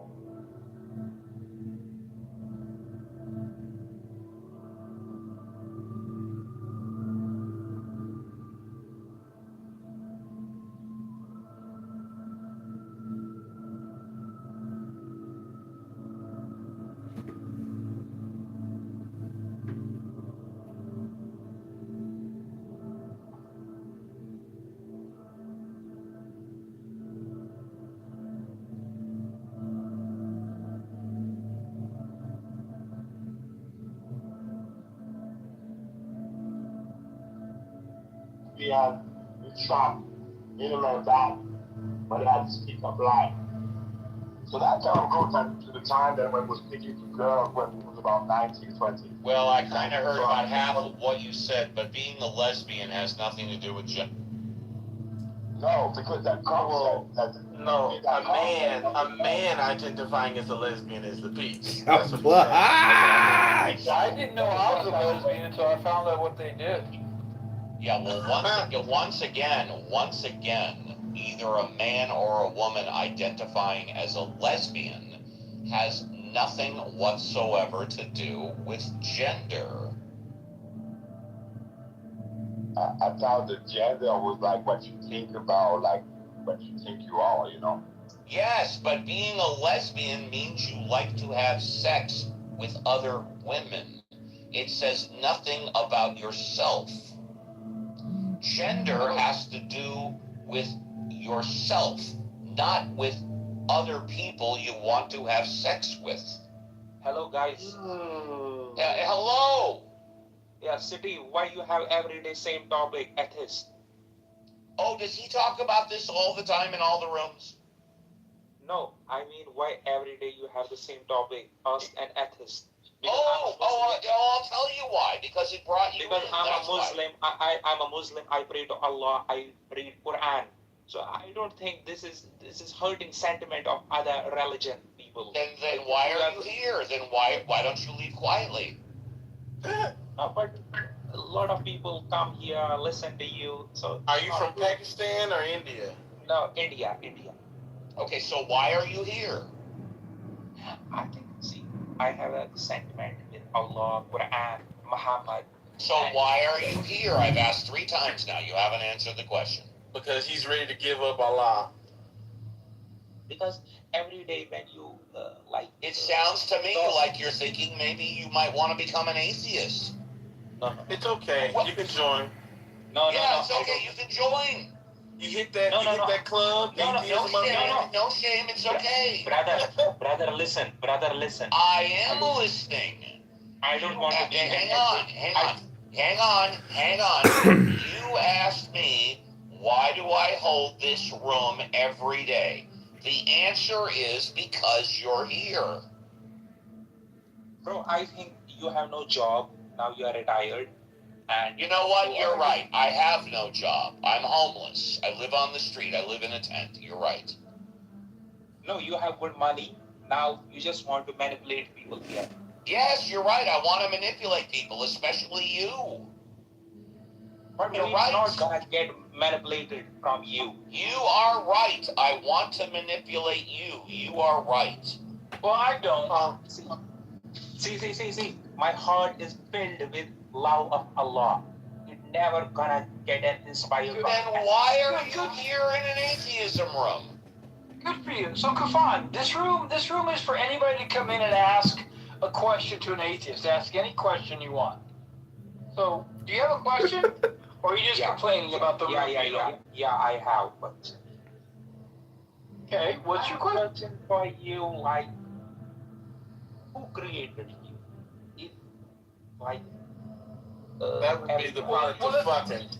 Well, let's stop there. When you say, who created us? Are you meaning like the parents that engaged in sex and the mom got pregnant and gave birth?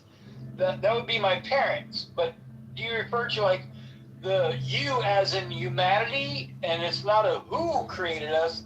It is a what and a how. Okay, and it's not really creation. Right? I believe that when 2 people have sex, then the children get born. This is how you are created. What? Yeah. Okay. How does it start? Like, okay, so you want to ask how do you make a baby? Everything start.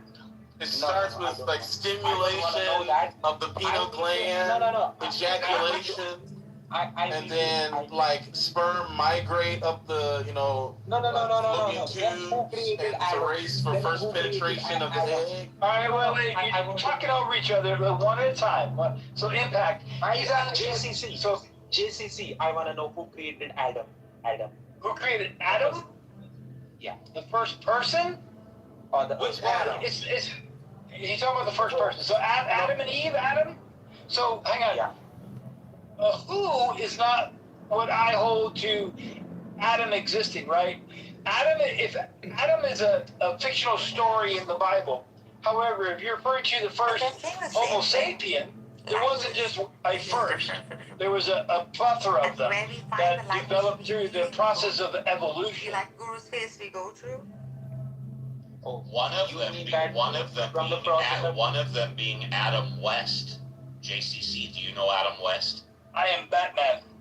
There you go, but JCC, you don't have a proper answer for that. I did give you a proper answer. That is a proper answer. No. That's no. But what is a proper answer? Now I'm going to make fun of your accent because it's fun to do. What's a proper answer, dude? God did it? That's what you want to hear? Yeah, God. Allah? Yeah, God. Yeah, God. Is that what you want to hear? See, that's not a proper answer either. That's a belief, right? So the process of evolution can be backed up. It's factual.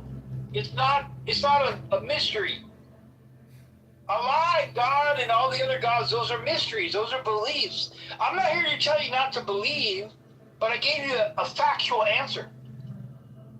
No, you have no proof for that. We do have proof. Now you're calling me a liar. No, I'm not a liar. There's proof. Evolution is a fact. JCC, he's a troll. He's a troll.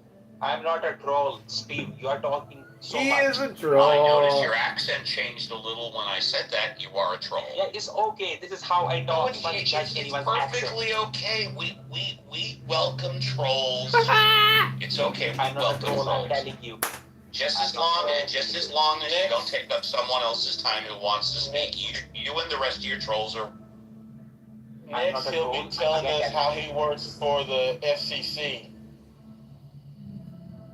So we got a couple of new folks up here. DJAA, what's up? You got something to ask? Something? I actually do. The first thing is I find it funny that there's like Indian Muslim. He's probably to the northwest or something. Yeah, but Pakistan. But anyway, that's a side note. I do have a question. Ask that atheist anything. I've been, and this is kind of like a personal dilemma, so I don't want to like project on anybody. But the difference, just on y'all's opinion of atheist or atheism and Gnosticism, is it that great? Is it such a great difference?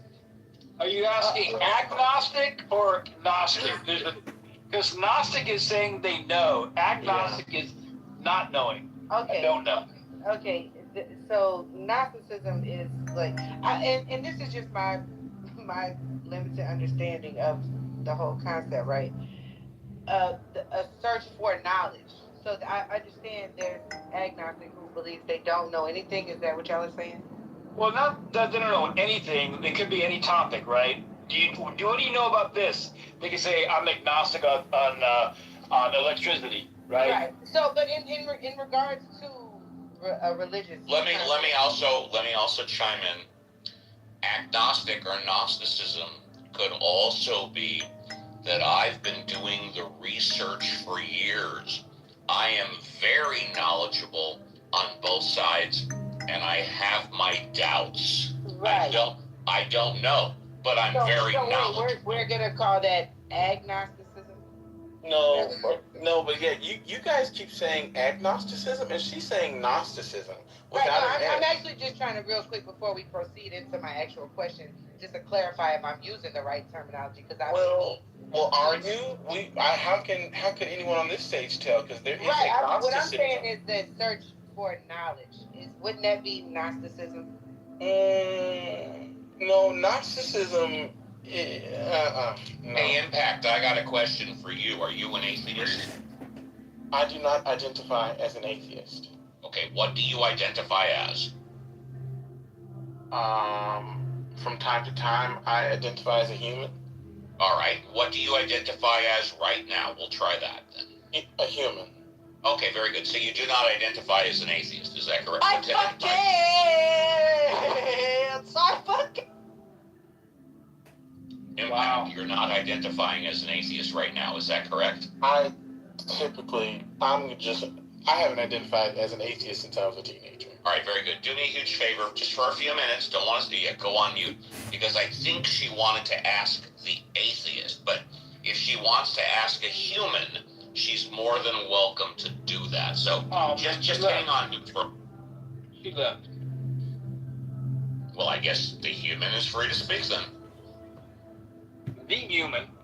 We're all human. Now, do I believe in a God? No. But I don't think that makes me an atheist either. Yes, it does. That's exactly what atheism is. Not believing in a God. No. Atheism is... Yes. No. Yes. Well, let's hear his definition, since he disagrees with ours. Impact, what's the definition of atheism? I think I have a working definition of atheism being a person who spends a whole bunch of time talking about how much they don't believe in a God. Well, that is not true. That is not true. That That is absolutely wrong, and I will tell you why. Well, no, it's a definition. Can I finish? Anyone Can I can have finish a telling you why you're wrong? Oh, you can tell me why you think I'm wrong. Go. Yeah, go on mute. I will tell you not only what I think. Make atheist child fuckers again.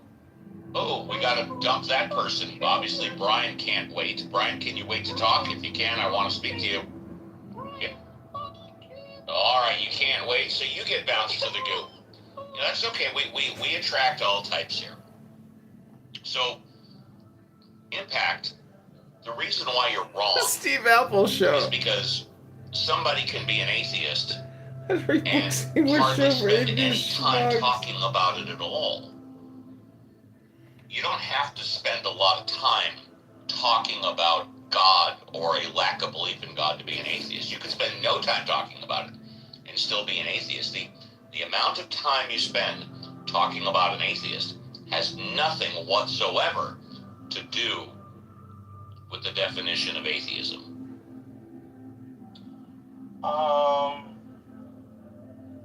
What if someone knows in a God? Could they still be an atheist?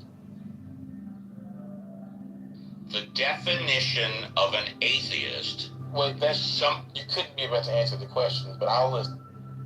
You didn't think I was answering your question? Well, not if you. It was a closed-ended question. Steve Apple. So what does that mean? Did the answer require me to do something? Just tell me, what does the answer require then? A closed-ended question is typically warrant a yes or a no. Oh, so you want a yes or a no? Well, all you had to do was say that, buddy. Go ahead and ask the question. I'll give you a yes, no, or I don't know. Go ahead. Well, I heard JCC say. Okay, you want to talk to JCC? I'll shut up. Would you want to talk to JCC? No, I'm Okay, then don't mention JCC. Just ask me the question again.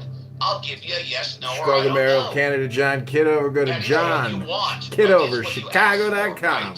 Chicago Mayor vote.com. This is the Steve Apple Show. Prove to me God exists. It's somebody who doesn't believe in a God. Fair enough. Now, what if someone does not believe in a God, but they know in a God? I have no idea. Can they be an atheist?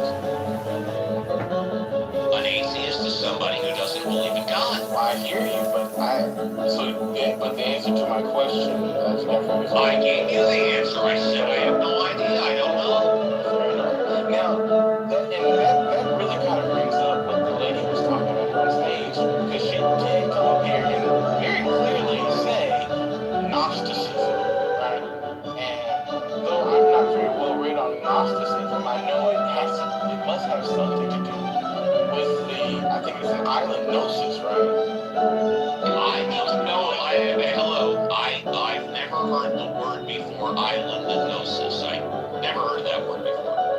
Yeah, I've never heard it. Gnosticism has to do with knowledge, like knowing it. Yeah, island gnosis. Never heard that before. Never heard that either. I'm not talking about the island. I'm talking about what Gnostic means. No, yeah, JC, I was talking. Okay, great. Yeah, I'm talking Impact there. Never heard So am I. I never heard it either, right? I'm agreeing. Yeah. So when it comes to agnostic, agnostic, and Gnosticism are all knowledge claims. Has to do with knowing. Well, I get it, because it's the same K-N-O-T-G, and I don't know language. I'm going to jump out there and say I probably know words better than anyone on the Clubhouse. Now, you put more than one together, maybe not, but yeah. So, my understanding that it comes from the name of Gnosis, the island. Okay, I didn't know it came from a word, gnosis, but I didn't know it referred to an island. It refers to knowledge, correct? Yeah, it means knowledge. Okay, great. So we agree. So when someone says they are Gnostic, right, they're saying they know. They know with certainty that what they believe is true. Like a Gnostic deist, a Gnostic atheist, those people are Gnostic. They're claiming they know it to be the case. Hey, I got a question. What country does the island called Gnosis belong to, and where is it located? I would imagine it's Grecian. Okay, so Greece owns the island of Gnosis. Okay. I'm not certain, but I think it's... You're not certain? I thought you were the smartest person on Clubhouse when it came to words. Words, yeah. Well, Words, you bring up a word that neither JCC or I have heard of. You said it's an island. Yeah. So, logic would dictate you would probably, since you're the smartest person on Clubhouse in this category, know where it's located and what country it belongs to. No? Again, Greece, because it's Crete. Yeah, you already said that. Yeah. Well, I'm familiar with Crete. I'm familiar. Okay, so you do I'm know not Gnosis. familiar with the island of Gnosis. I've never heard that before. Okay. Well, is Crete a part of Greece? I think so, isn't it? Yes. Yeah. Why are we talking about geography now? Because he brought up the island of Gnosis. I know. We just said we didn't know those. No, JCC, you continue. No, it's okay. If we're derailing, it's so funny how that happened. Anyway. But yeah, so Gnosis, what is a Gnostic again, JCC? Someone who knows, right? They're not holding a belief. Wait a minute, he's an expert at words, and he's asking you, JCC, what a word means? So, well, I mean... That makes no sense to me at all. Sir, why would you ask JCC the definition of a word when you're self-proclaimed the smartest person on Clubhouse when it comes to words? Why would you do that? One needs to establish a proto-demeanon. One needs to establish a what? Okay, well, I mean... No, what did you say? One needs to establish a what? A proto-demeanon. What does that mean? Scotty, you know what that means? Have you heard of that, Scotty? I haven't. Me either. Scotty might be away. What does that word mean, sir? Hello? Okay, so, he's in the Matrix on my end. Yeah, you're breaking up there, Impact. Now you're in the Matrix. Just getting to the good part, and he goes into the Matrix. Now we can. Yeah, go ahead. Okay. So, when JCC...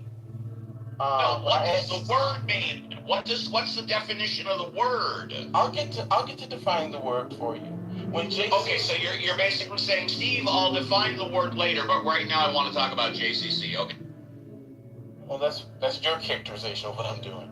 So when I ask JCC... Exactly what you're doing. Go ahead. That is your characterization. Well, then define the word first. I will. You can look it up. Okay. Go ahead. I can't even spell it. It's okay. So, when I asked JCC, the meaning of gnosis, I get that when you put an A in front of a word, you get the not, so you have knowing and not knowing. However, I've heard Gnosticism used in several different contexts that are really fucking confusing to me. That's a part of my suffering in studying these goddamn words. And that's probably why you just backed up my conclusion. After speaking to you for 5 Steve minutes, got him. that's my opinion. Steve Take it got for what him. it's worth, and I'm no expert. But it's clear to me, black and white, no gray, you are not the smartest person on Clubhouse when it comes to words. Yeah, because Gnostic means they know. They're Gnostic on the subject. Yeah, I get that, but is it ever used in a context outside of just whether someone knows or not? Once again, the smartest person on Clubhouse regarding words is asking JCC for his opinion. Using agnostic or Gnostic or agnostic is going to be related to some level of knowledge about said topic. Okay. It's not going to be used outside of a knowledge statement at all. Now, the Gnostic religion, Gnostics are those who claim they know God exists. I don't know all the ins and outs of that said religion, but that's what it basically means. Okay. This is a show about people discussing word definitions. Welcome back to another episode of dinner for I'm not schmucks. concerned about the other word he said. What? It was a P something. Prolegomena. It is the center and the circle also at the same time. Yeah. It is all there is and all that there is not. Niti. Okay, I leave you to it. I hope you enjoy, because I know you're not here looking at this thing, right? Like, why would you be here looking at this fucking shiny pearl? He was telling his story, right? I mean, just a little friction to create a pearl. That he actually got completely disassociated with his family, friends, everyone else. Even food. And he ended up in the hospital, basically. And then he started doing different kind of meditation, which were more materialistic. I don't know what he meant with that. So that's a figure out.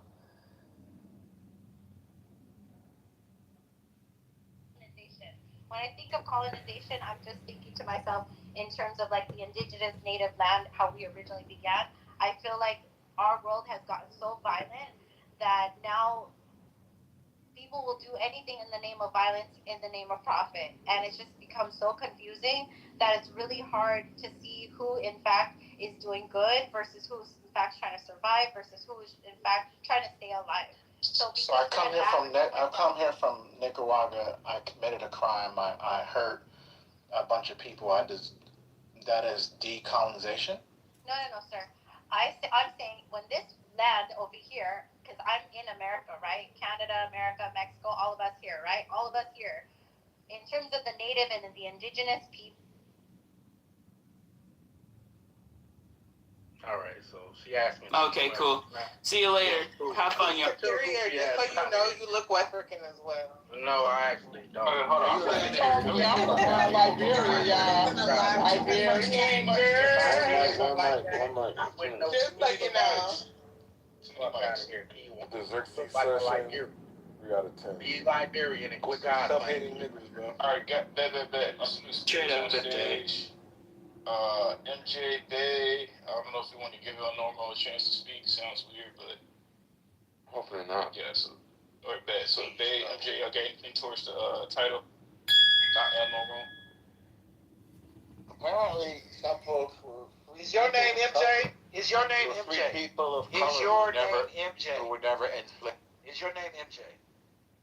I think you know the answer to that question. Then why the fuck are you talking? Because this is an audio app. Did you? Man, this dumb fucking. Damn. It's just funny how certain people want to, come into spaces and talk on cultures that they don't belong to. Why I guess not? they just That's a dumb statement, MJ. You don't have to. Oh my God. You don't have to belong to a culture to be able to or be educated. I have a rule. Hold on, you guys. I have one rule here for right now. Everybody that's on stage has to be alive. Hello, Steven? Hello? Hello?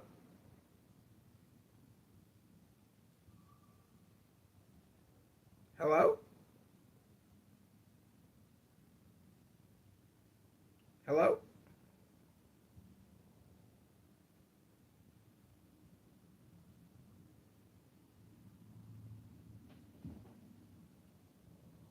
All right. Out of here. Yeah, all raise their kids differently, man. I don't think Americans raise their kids uniformly the same either. I don't think Americans raise their kids the same either. And I definitely know that the suburban versus rural people raise their kids different. This is all regardless of race, so yeah, my 2 cents. Yeah, and I never did answer the question because I came in on other stuff, but do migrants raise their children differently? Of course they do.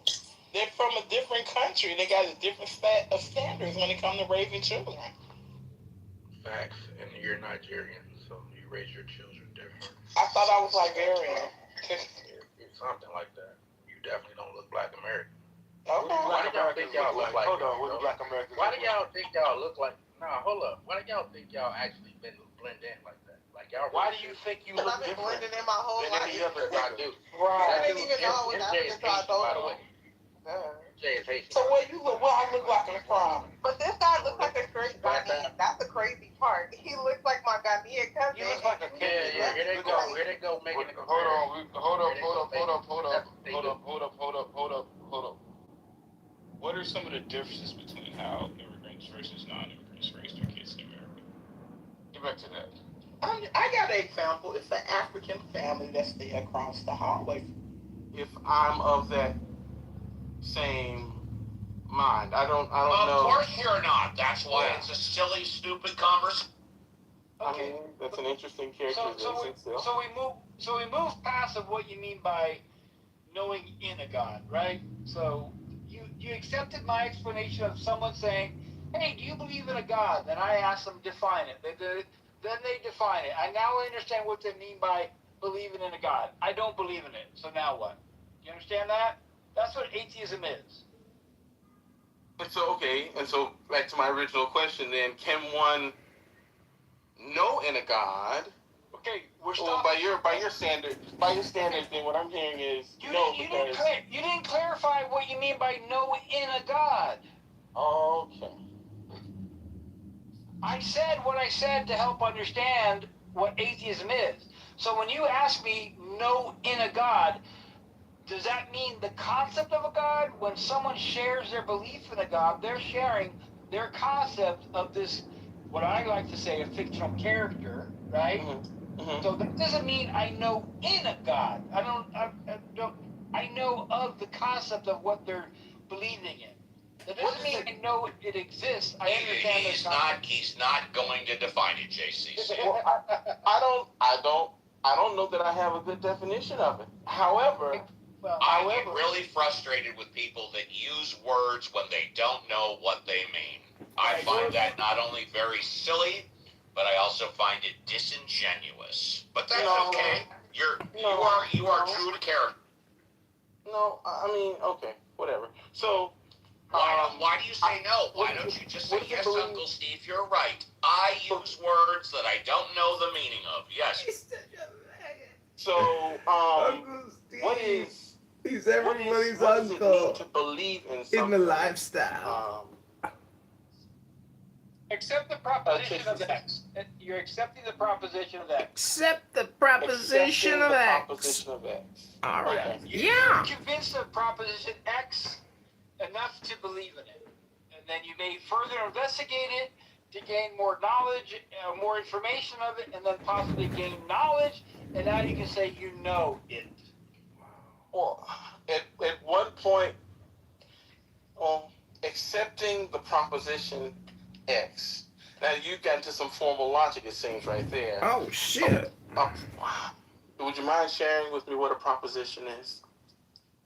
A statement. A proposition. The most knowledgeable person on Clubhouse wants JCC to define what a proposition is. Well, I mean, pro is before and position is something's place, but you said you were the smartest person on Clubhouse when it came to words, and you're not only asking for the definition of the word proposition, but you just admitted you use words when you don't know the definition. It could be a statement or question of said topic. So, I mean, but that's neither here nor there, right? So we're understanding of what an atheist is. Yeah. It's someone who doesn't believe in a God. And the concept of God needs to be understood. Because there are some people who are agnostic atheists, meaning they don't even understand what the term God means because there's no reference point for it. They have no concept of it. They don't accept these concepts of it. As Buddhist, Taoist, Christian, atheist, secular, they're subconsciously using Confucian ideals within education, self-discipline, their family, their character development. And Confucianism is a philosophical bedrock that later mixed with Taoism, Buddhism, Zen, samurai tradition, and eventually, I think, gives rise to the hero archetypes that we see in storytelling today. You know, you can see traces of these ideas from Sun Wukong evolving into the samurai code, you know, Star Wars, and even like anime characters like Goku, Naruto, Luffy. these heroes go through this intense self-cultivation until their actions become effortless and their character becomes powerful. So, but obviously I'm wrapping up now, but there are issues here, like, what happens when when authority is wrong, or what happens when your family is corrupt, what happens when this self-cultivation creates a thousand counterfeit people who lack genuine authenticity. Similar to what Sonny was saying about the hierarchy, it's easy to see people, responding in a disingenuous way, maybe. But this debate between Confucius and Lao Tzu, Taoism teaches effortless spontaneity, and Confucianism teaches this trying not to try cultivation. One says let's go, one says let go, and the other says practice it. And there seems to be two instincts within human nature where we have Confucius and Lao Tzu. They're not just arguing, but they're two forces pulling on every individual in every civilization. And we see this kind of manifesting in politics, like right versus left ideologies. It's this desire to shape ourselves and this desire to trust ourselves, which is ironic because they found themselves in this yin-yang duality of where, this all derived from. But the truth, or the hero, is on the line of the yin and yang to achieve that ultimate balance. I think that's all I got. Thank you. Awesome. Thank you for that, Bubs. You gave the initial example of the vinegar taster. You talked about Lao Tzu, Confucius, and Buddhism, and we went through these different positions earlier on as well in terms of tasting the vinegar and seeing it as sour and humanity being flawed versus tasting the vinegar and smiling and assuming life to be perfect.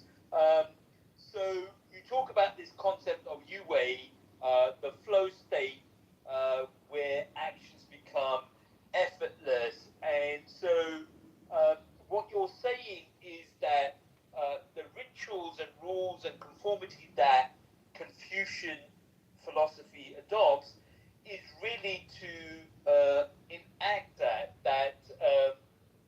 there is this concept of Da, which is a halo effect through virtue, charisma, presence, and power. So to get to that stage requires an intense self-cultivation. And so you suggest that in the warring states of China, the generals and the leaders often tried to pursue or advocated this Da state in terms of success in life. And so the relationship between Wu-Wei and Da is that Wu-Wei, if you follow it, leads to the Da state, and life becomes effortless. So the idea of Confucianism, where you are memorizing texts, you're bowing, you're arranging everything perfectly, it's about discipline. It's about becoming. It's not supposed to be difficult, but the idea is that the ritual leads to an effortless state eventually, and it leads to pure authenticity. And so I'm going to hold it there. Appreciate you, Bubs, and we'll jump on to our final speaker. Our final speaker is going to be Prakash Venglat. So Prakash is a plant biologist with deep interest in the biology of plant architecture and adaptation, interested in the role of animal and human interactions with plants, a learner and seeker of psychological space,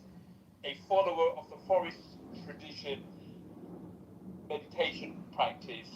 So with that short introduction, Prakash, give us your opening statement in relation to what is the philosophy of Confucius and who practices it. Yes, greetings, Rahman. Am I clear? Am I audible? Loud and clear. Oh, perfect. Yeah, greetings, everyone. I thoroughly enjoyed everyone's share because I'm not well versed with the concept of Confucius because we've discussed this once before, earlier in the same room. But as I was trying to look up and see how, because I followed the literature of Theravada Buddhism and practices, and a lot of these philosophies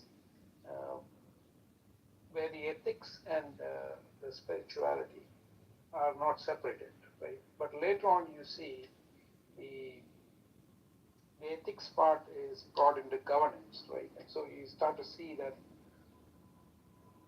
there's a separation of what we call as the spiritual practice and the practice of ethics, and they are kind of interweaved.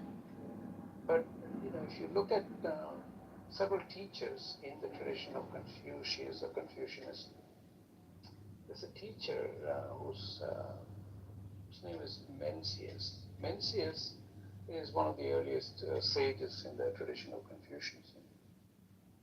And in his literature, we can see that the ethics, which is more of a social order, and what you see as natural order, which is more of spirituality,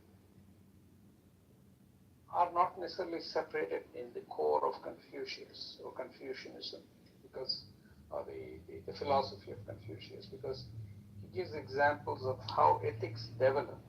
When you bring in the concept of something to develop, there again you start to see that agriculture and plant metaphors start to creep in. And it's easier to communicate the natural rhythms through the lens of plants. And there's a beautiful story that I read where a farmer, he was looking at his crops and he was saying, oh, my crops are not growing that fast enough. So he used a strategy of slightly yanking it a little bit, and he did that to all the plants. And after doing all that for the whole field, when he goes back home, he told his family members that he did this the whole day, thinking that it'll go faster. But then his son goes to the field to see the next day morning, and he sees that all the seedlings are actually wilted and dead. So a forced ethics will work only up to a point, after which the natural rhythms of who you are, the spirituality and the core aspect of what earlier speaker talked about, the separation of Confucius and the Tao, right? So same way, that separation is artificial. And what you would see is as the social frameworks evolve, they'll be given their own unique space, like in the philosophy of Confucius. But in terms of the overall structure, it's blended back into the core of one's own ontic state, one's own being, which is spirituality. And that aligns with the way this can be, pedagogically applied as a tool for, early stage teaching or teaching at different stages of development. So you can reinforce the values, but you allow the natural rhythms to unfold so that it grows into the individual's personality, right? And so there are several examples of that weave into this kind of thinking, and how it aligns with not just social and ethical development, but the natural development of one's own core spirituality and aligning with life as it is, because nature is life, and you can't define life as any kind of social ethical boundaries. Life is just part of nature, right? And so that represents again a spiritual angle. And there are many other stories which talks about life cycle, right? So the best way to explain life cycle, in spite of you having worked hard during your life, established social order and all that, the remembrance of the wheel of life and how that weaves into this, and how do you apply the right kind of effort to master certain life skills and strategies as you follow the social and ethical orders. So you still have a personal take into this whole thing. And I think in that sense, you can bring back Confucius not just as and his philosophy as not just as a social and ethical structure, but also a spiritual practice. And I'll stop there. Over to you, Rahman.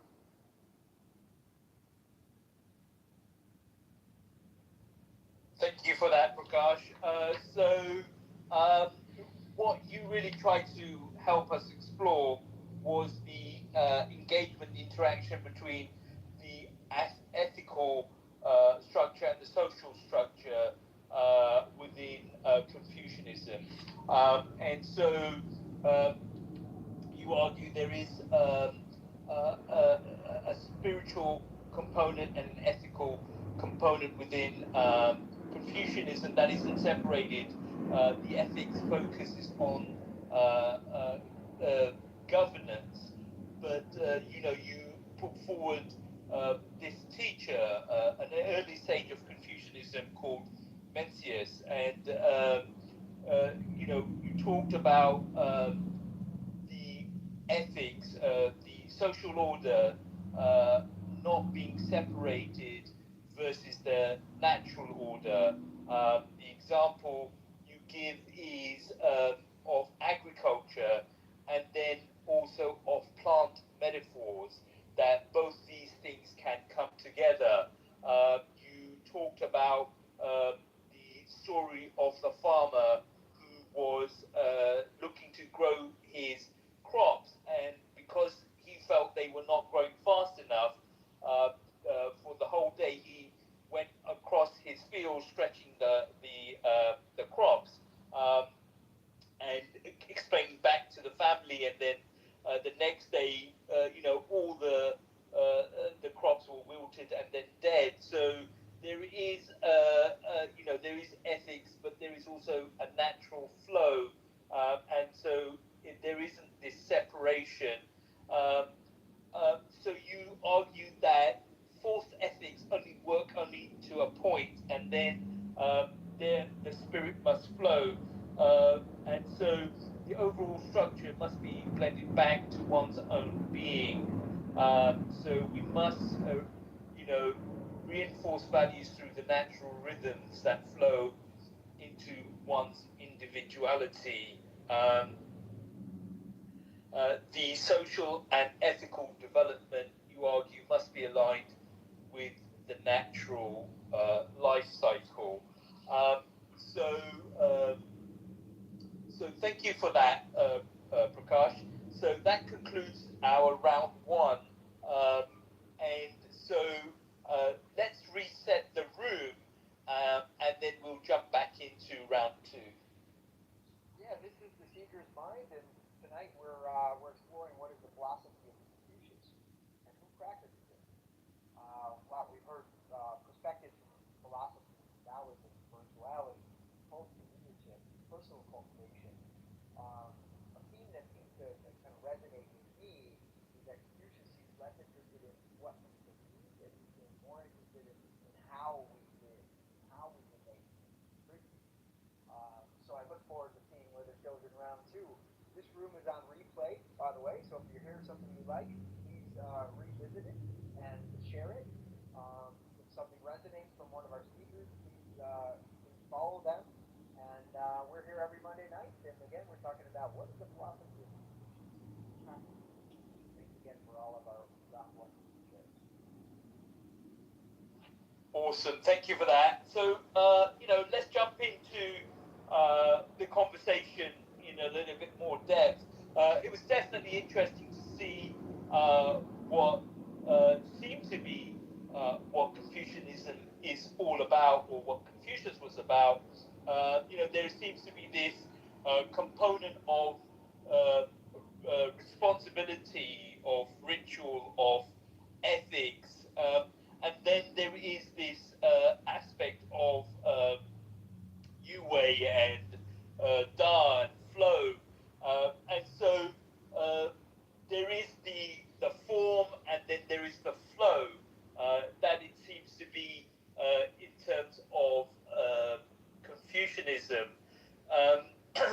And it was interesting also to kind of see the different schools of thought on the human being between Taoism and Confucianism in terms of the human innately being good or the human innately being evil. However, this component of education seems to be very strong in the Confucianist tradition. The role of education seems to be very strong, and the notion of efficiency also seems to be very strong in the culture.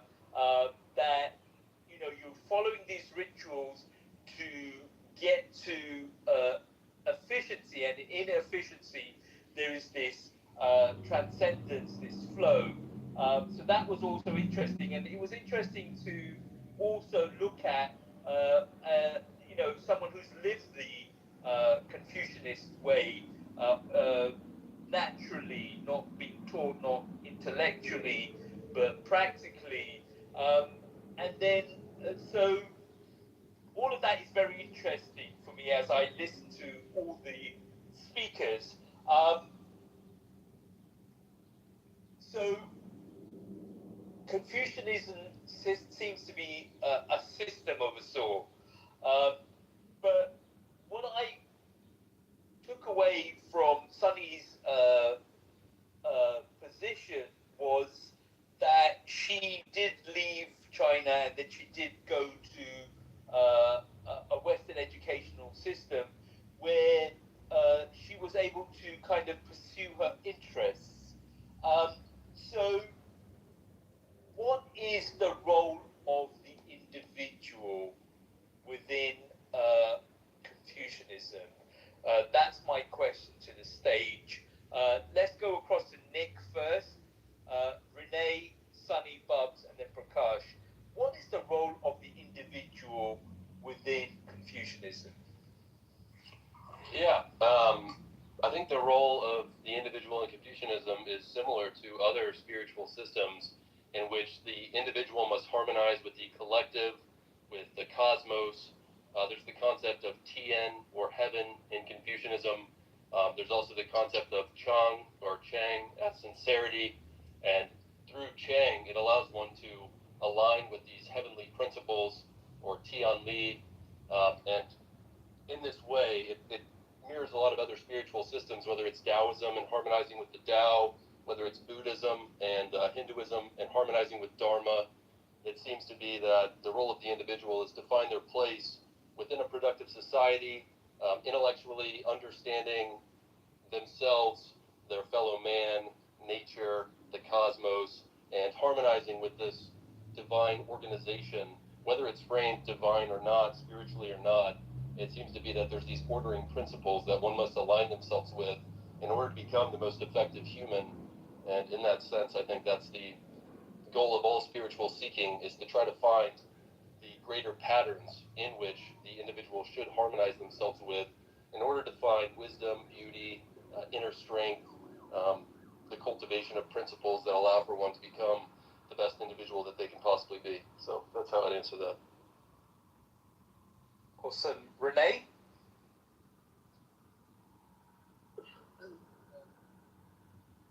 When you look at Confucianism as an educational system, it has two fulcrums, you can say. On the one hand, indeed, what Nick also says is dedication to the community through its ritual application of social rules, the way how you respect your fellow beings, and your hierarchical relationship to them in that sense.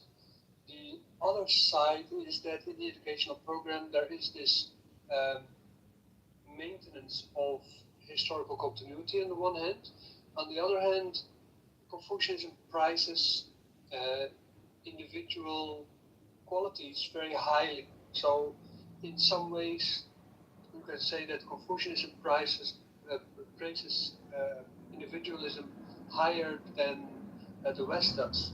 We are individual in the sense that we want to be different from others, but Confucians are more individualistic in the sense that they want to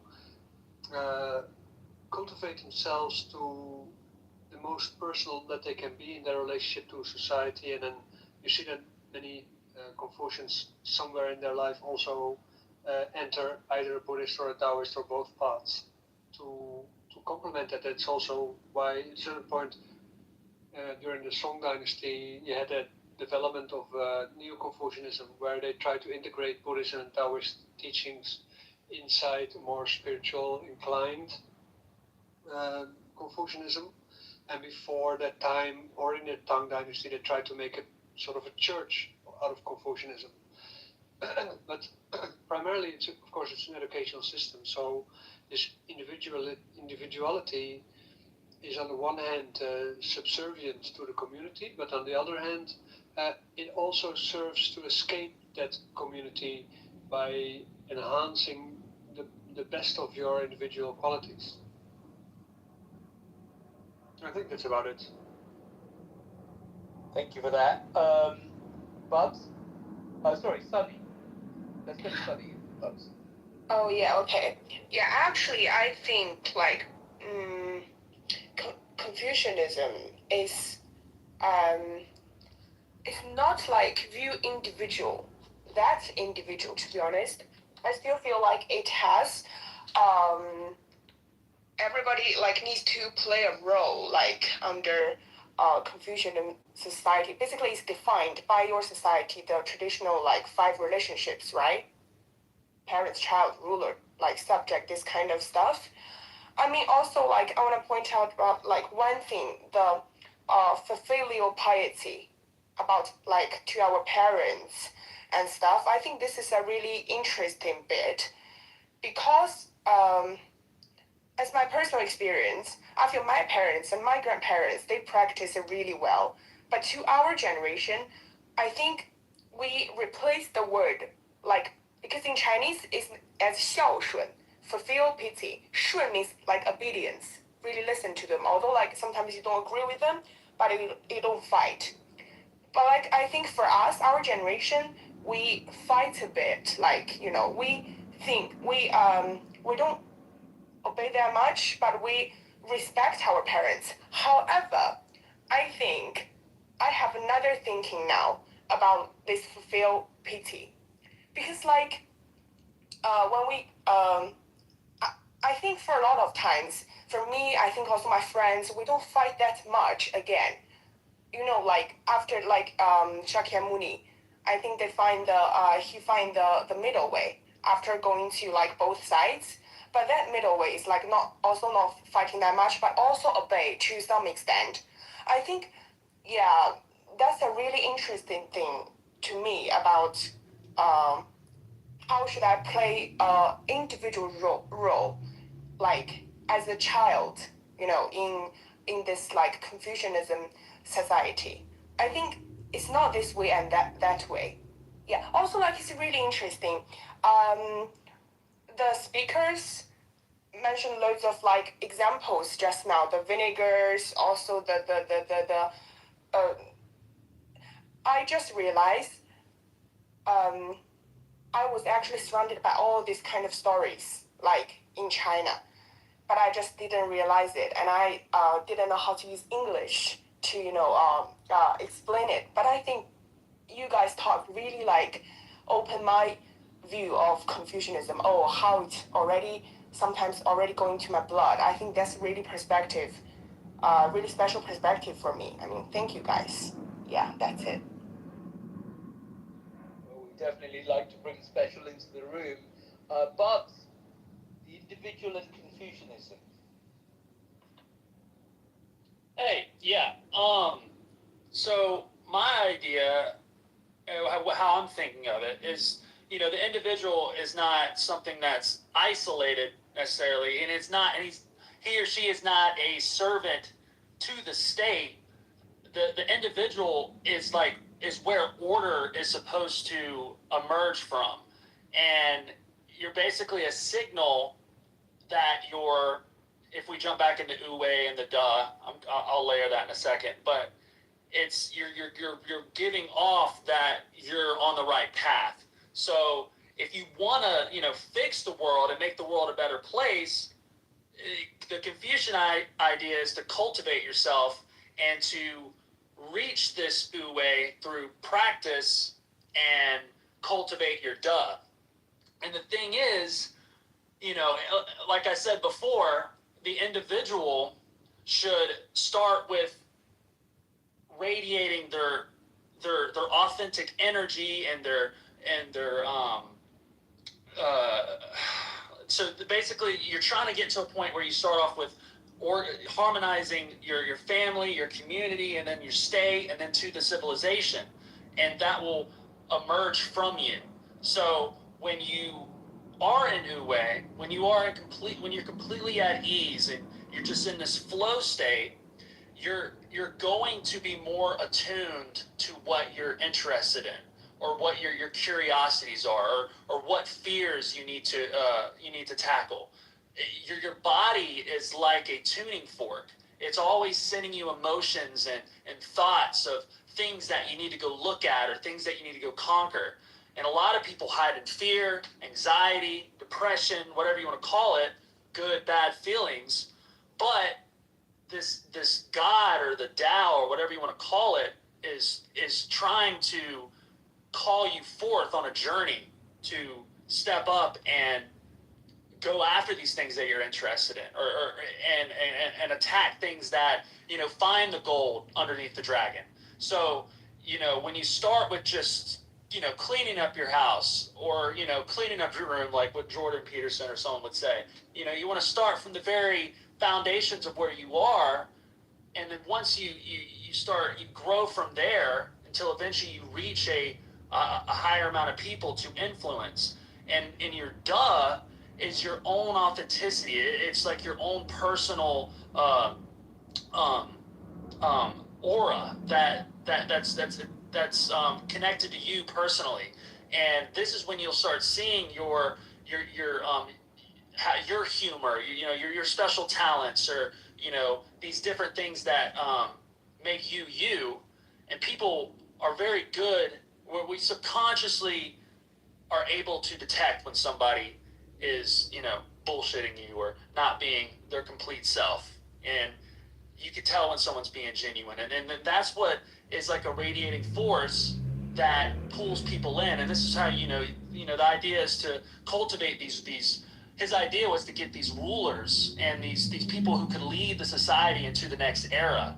And I think over time, like any religion or philosophy, it gets bogged down by a lot of rituals, and you can see this in Christianity, Islam, whatever. Things just get oversaturated. But the overall arching idea here is to create people who can lead us to the next evolution, basically.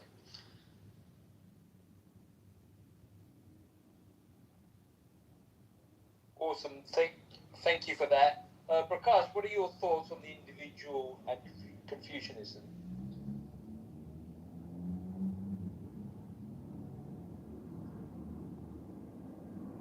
Can you hear me? Can people hear me? Yes. Okay, Prakash that can't hear me. Okay, Prakash, do you have thoughts on the individual and Confucianism? Yeah, I think all the speakers, already have kind of saturated that aspect. So I can, contrast it by looking at this concept of self, in the contemporary Western thought. The individual is the epicenter of a society, right? And the emancipation or the betterment of the individual gives rise to social orders, right? But if you look at a lot of the older cultures, the individual is always a part. It's a relational self all the time, right? So you have to weave that architecture into how you think about, societies of those times, and those older societies still retain that aspect, even though the Western thought has influenced, along with the economics and other ways of how the world operates, this Western individual and the collective, the individual having a strong representation, a strong voice. And you can see, if you go back in time, there were kings and, queens, and, so the individual and the democratic way of how the society works now is now pitted against those kind of philosophies. So in a way, when we discuss about Confucius, for Sunny it is her own heritage. For us, it is just a philosophy that we hear through the lens of scholars and practitioners.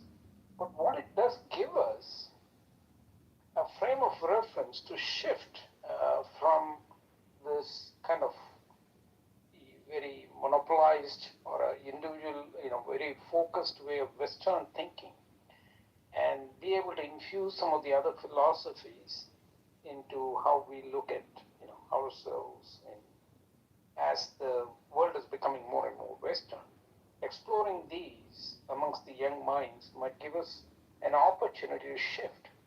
And so we have to thank scholars like Renee and Bubs and Nick with his Seek and Sunny exploring in their own ways as thought leaders, because they can contribute this aspect of the relational self, which now embodies a very different philosophy and building communities around that, right? So this is a way of counterbalancing what is the driving force of the society now, which is mainly a Western individual based, with because the governance has shifted in that direction. But in terms of interpersonal relationship and the journey towards the individual, which is where the spirituality comes. And there are many other traditions which, when you go into the core spiritual aspect of who you are in many cultures and traditions, the individual is seen as only as a part of the collective, right? And it becomes a very communal worship, right? When I say communal, what I mean is it's a collective activity. And in a lot of societies, that is how you gain your identity to begin with. And then through that, you find your own individual aspect. So weaving that framework back into what we were talking about in terms of the philosophy of Confucius, it gives us another way of connecting the social ethical aspect to the spiritual, where the individual is of prime importance. And now the individual has the clarity with reference to how they act within the community, right? So it gives us a reframing of the individual and the collective. That's my take on it. Yeah, thank you for that, Prakash. Yeah, that's an interesting point and perspective. We could be talking about the individual not showing through in a Confucianistic philosophy, but obviously that isn't the case from what has been said in the room. But also, it could be that the philosophy of the individual hasn't got scope for the collective, the responsibilities to the collective, to the community. It doesn't go far enough when it comes to the individual. Very interesting. Thank you for that. So I wanted to kind of go into Confucius' philosophy on the individual being evil. I'd like to unpack that a little bit more. Where does that predisposition of the individual being evil emerge from, Renee?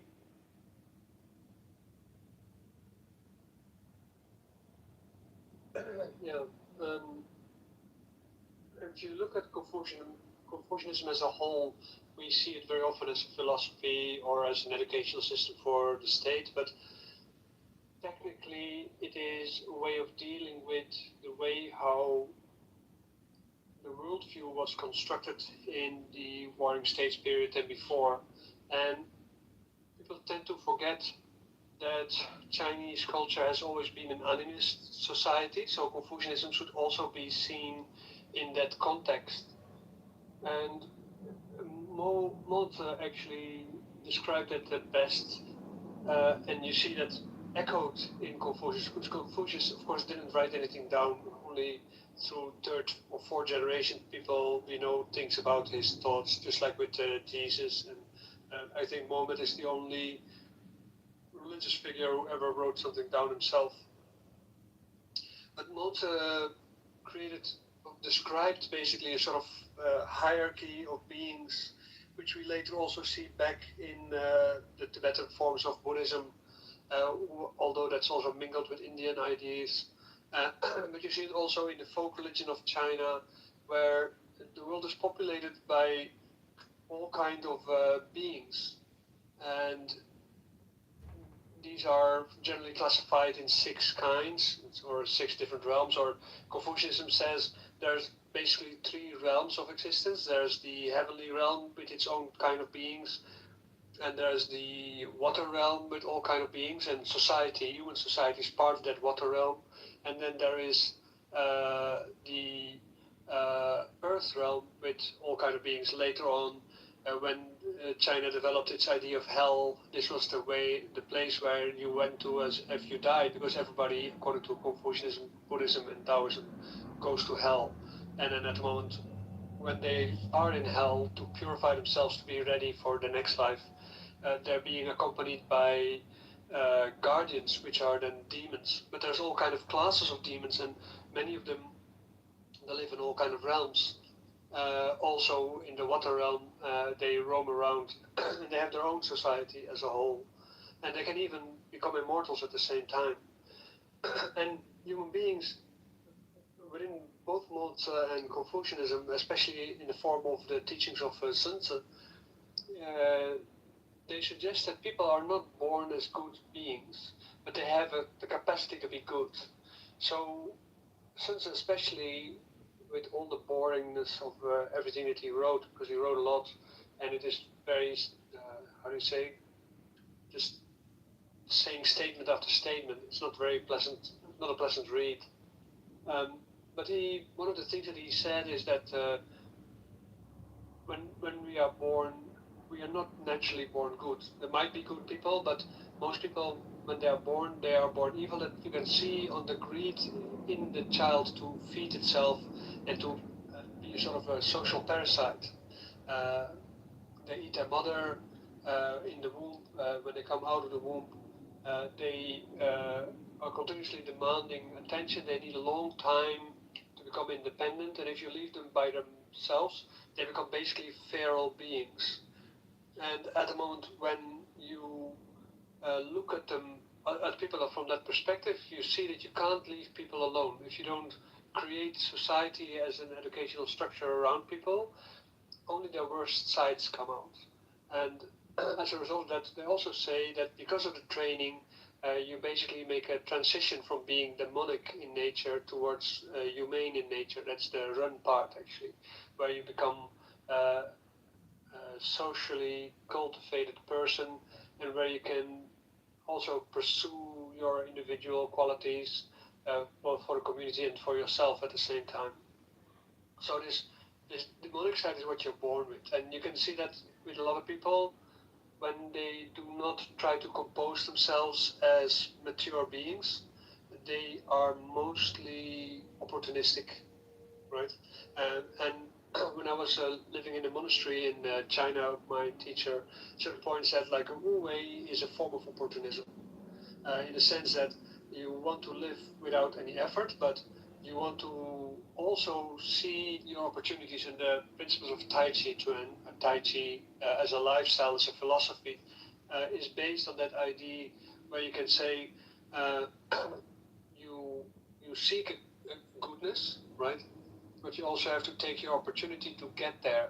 So by nature is entropic, so it doesn't really bring you to goodness. You really have to seek that at the same time. And to understand your own demonic side is therefore very important, because you have to see that when there is opportunity to grow or to achieve something, if that is going to bring you to your demonic side or to your divine side, and your human side is somewhere in between. I think, yeah, that's more or less what I think Confucianism contributes there. Yeah, I mean, it was interesting to have that analogy of the tasting of the vinegar, where one philosophy is talking about a sour taste, and then the other philosophy is talking about smiling. And so, if I'm understanding it, what we're saying is that the Confucianistic philosophy is looking at the individual as being inherently evil or selfish, and so a framework of education is required. Can I interrupt that for a moment, Raymond? Because it's not all Confucianism who thinks that, but it's specifically the branch of Sun Tzu who thinks that. So Mencius and Sun Tzu, they're like two opposite sides. The one says people are by nature good, but they need education to stay good and to become better. And the other one, Sun Tzu, says people are born evil. They're no, actually demonic, not necessarily evil, but they're born demonic. They can turn into evil, but if you give them good education, they become humane. So, what are the principles of education, Nick, in Confucianism? Like, what is education to Confucius?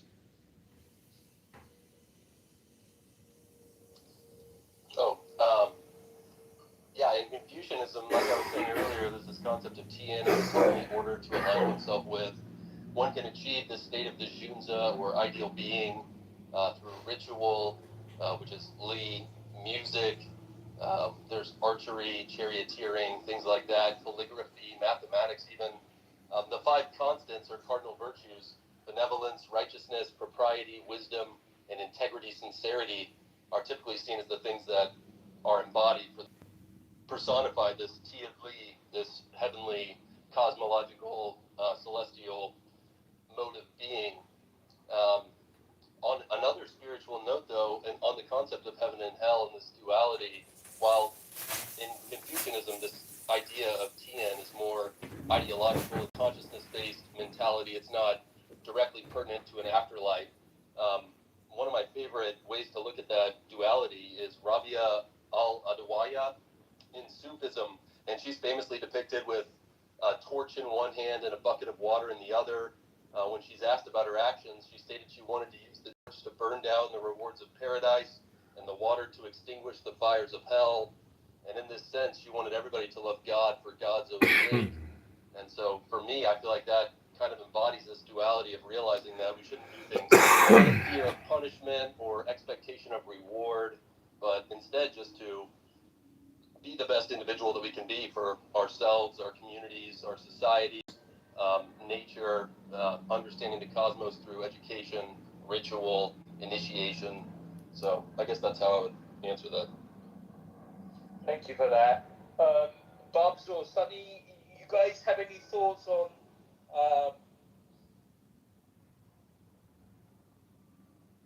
say that about 30% of the population is atheist, you are wrong.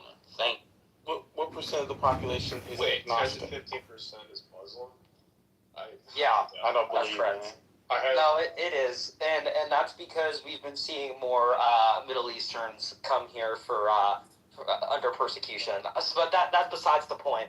Well, even accounting for I don't think there's even that many immigrants. Can I say something? Yeah, and I'm going to introduce this real quick because I just found this, and I'm going to give a little compare and contrast here. So, Gushmeyer Institute, this is a Gushmeyer Institute study. This was from 2014. I'm going to give y'all like a before and after type of scenario here. So, in 2014, those who were getting abortions were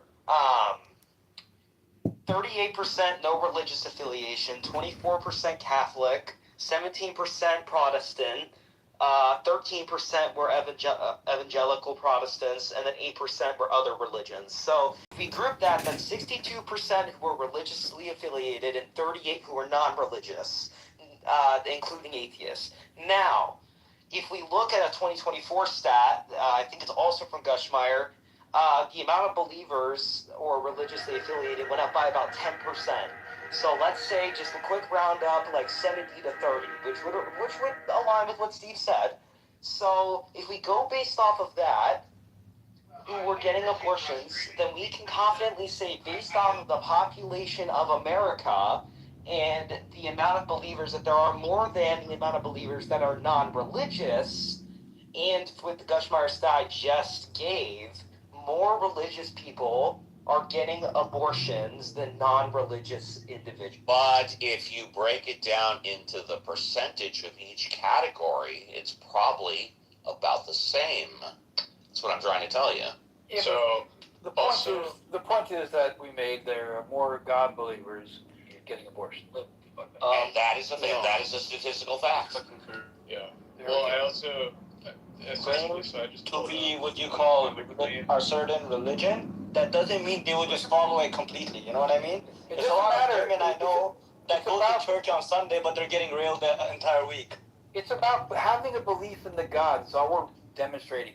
Because you made a claim that more atheists are getting abortions, and we just debunked that. Thank you. And you can, and by the way, you can, hello, you can give your opinion anytime you want. We just gave you the statistical fact. Yeah. Like, and also Abdullah, like, even if you don't contend in the United States, as it pointed out, we're more religious than European countries, and European countries have lower rates of abortion. Buddy, I didn't ask you, I asked Steve. Okay, buddy, stay, no, like how Steve says, stay muted and let them speak, please. You're not. No. It's about what we're talking. Beautiful. You're not the mod in the room. Nicely You're not running done. the room, so please respect the rules that the mods present. Yeah, we just said stay muted when the mods. Okay, I'm asking Steve and JC the question that people are interrupting. Okay, what's the question? We were just talking about it, and then Narco just interrupted, and I forgot to put it in my talk. You forgot the Thank question. you, man. We answered you. Thank you very much. We answered you then. We answered you. It was in response to you making the claim. But then people keep Yo, he in only killed a response to few you million making the people with his claim, life. When you start to mess around atheists for have 4,000 abortions. And we then brought up go get statistics. Boila. And you're over talking statistics can be and you are incorrect.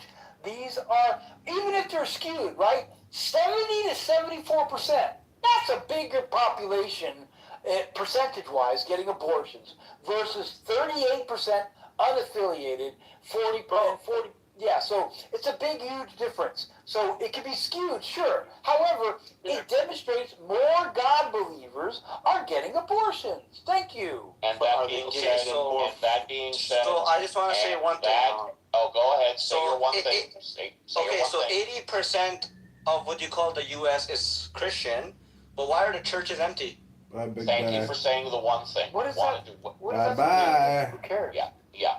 I want to welcome. I mean, you don't follow. What do you mean? What does that have to do with anything? Please don't interrupt me. So what? Please don't interrupt me. So they're not even believing in God. Please don't interrupt me. Stop talking, Abdullah. Thank you. Wanted to welcome Pink Ticket. Pink Ticket, love to hear what you have to say, but just a housekeeping rule, because we haven't said it today. No N-word. We have a no tolerance policy for N-word. But other than that, say anything you want. Hi, Pink Ticket. We can't say the N-word? Hey, what's going on? I don't really drop in rooms to run my mouth before I hear the room, so I'm gonna let y'all know. And I totally respect that, buddy. Thank you for reading the room. You got it, buddy. And with that, I'm also gonna introduce one more rule here, because clearly nobody can follow this. If you overtalk a mod several times, meaning while they are speaking or while they are trying to get a word off, either or, I really could not care less, then a warning will be given, and then you'll be dropped to the goo for a set amount of time, however long that's decided by the mods. And that's just the way that's going to have to be, because the amount of times that I heard JCC get interrupted while he was trying to say like 2 or 3 sentences was not that much. who's being overtalked the entire time. And I don't have very good hearing. I'm kind of like regressing here. So y'all gotta let me be able to hear one person at a time. Thank you. That's all I ask, and thank you. 16-year-old regressing? How's that possible? Talking against each other. Great. JC, you talked over me. Actually, I was started before you, but anyway, whatever. I'm not going to go tit for tat. So we got something else to talk about? We solved the abortion issue, so atheism is not necessarily a pathway to be degenerate. So if that's your metric, abortion equals degeneracy, I don't think so. Well, if I could bring up, I mean, it's like, to me, it's like the fact that like religion is associated with, better outcomes overall. I mean, it's just not true. Religious people are more likely to be in prison. I mean, atheists make up less than 1% of the entire prison population. And Did you drop that stat actually after I want sure, I'll do that. And it's especially really skewed for Islam as well. I mean, Everyone in the FC files is an atheist. All right. That's warning one. That's hold on, Metro. That's warning one. Hold on. Don't overtalk Ahmad. Go on. We'll get to. Go on. I promise. And I don't take that long. That's warning one. So after this, Abdullah, if you overtalk Ahmad again or another person, then you will be dropped to the goo.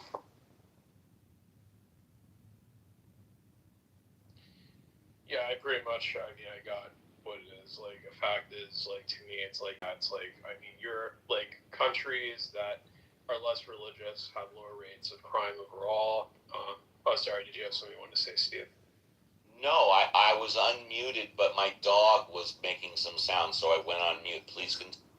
Okay. Hey, can I ask one question? You can if you wait. Yes. Yeah, all we ask is you wait. Just wait. Yes. Stop being a good goy. All right, and that's drop to the goo right there. It was not needed at all. Yeah. It'll be brought up in a minute. And Pink, I'm going to mute you because obviously you're having a problem. We will get to you, I promise. Thank you. Yeah. So, like, specifically, like, the traditional joke I always say is, like, maybe, America, like, with all of our higher crime rates, higher abortion rates, higher religiosity, maybe it's that we need God because we're such sinner. All right, the Pink Ticket wants to speak. Go ahead, Pink Ticket. Now, I don't got too much to say. I just wanted to ask a question, so I like to listen. I'm sorry, I thought you wanted to ask a question. Please go back on mute if you don't. Obviously, somebody else. Steve. He's saying that he wants to ask a question, but he's just listening. Yeah, I do.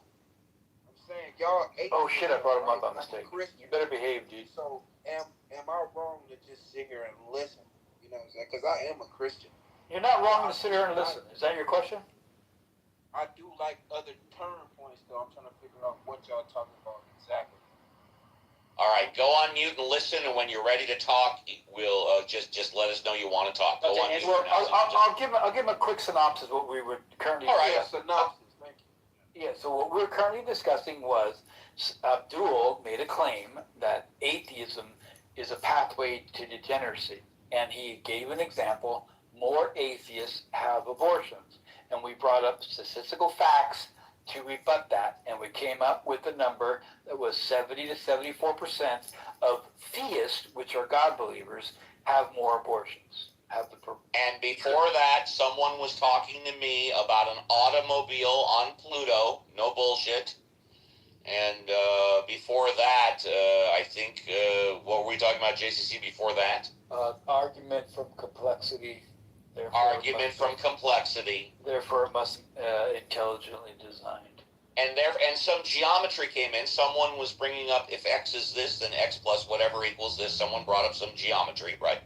I don't remember that, but I was just giving what we were most recently talking about. But yeah, so there you go, Pink Ticket. You're up to date.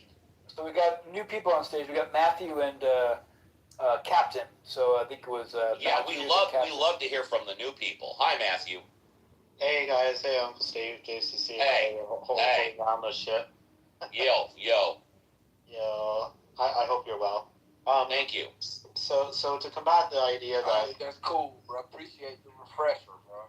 Thank you. Okay, you need to stay on mute, Pink Ticket, because you're not ready to talk, right? You said you would let us know when you're ready to ask a question. Hey, didn't you hear me say I appreciate the refresher?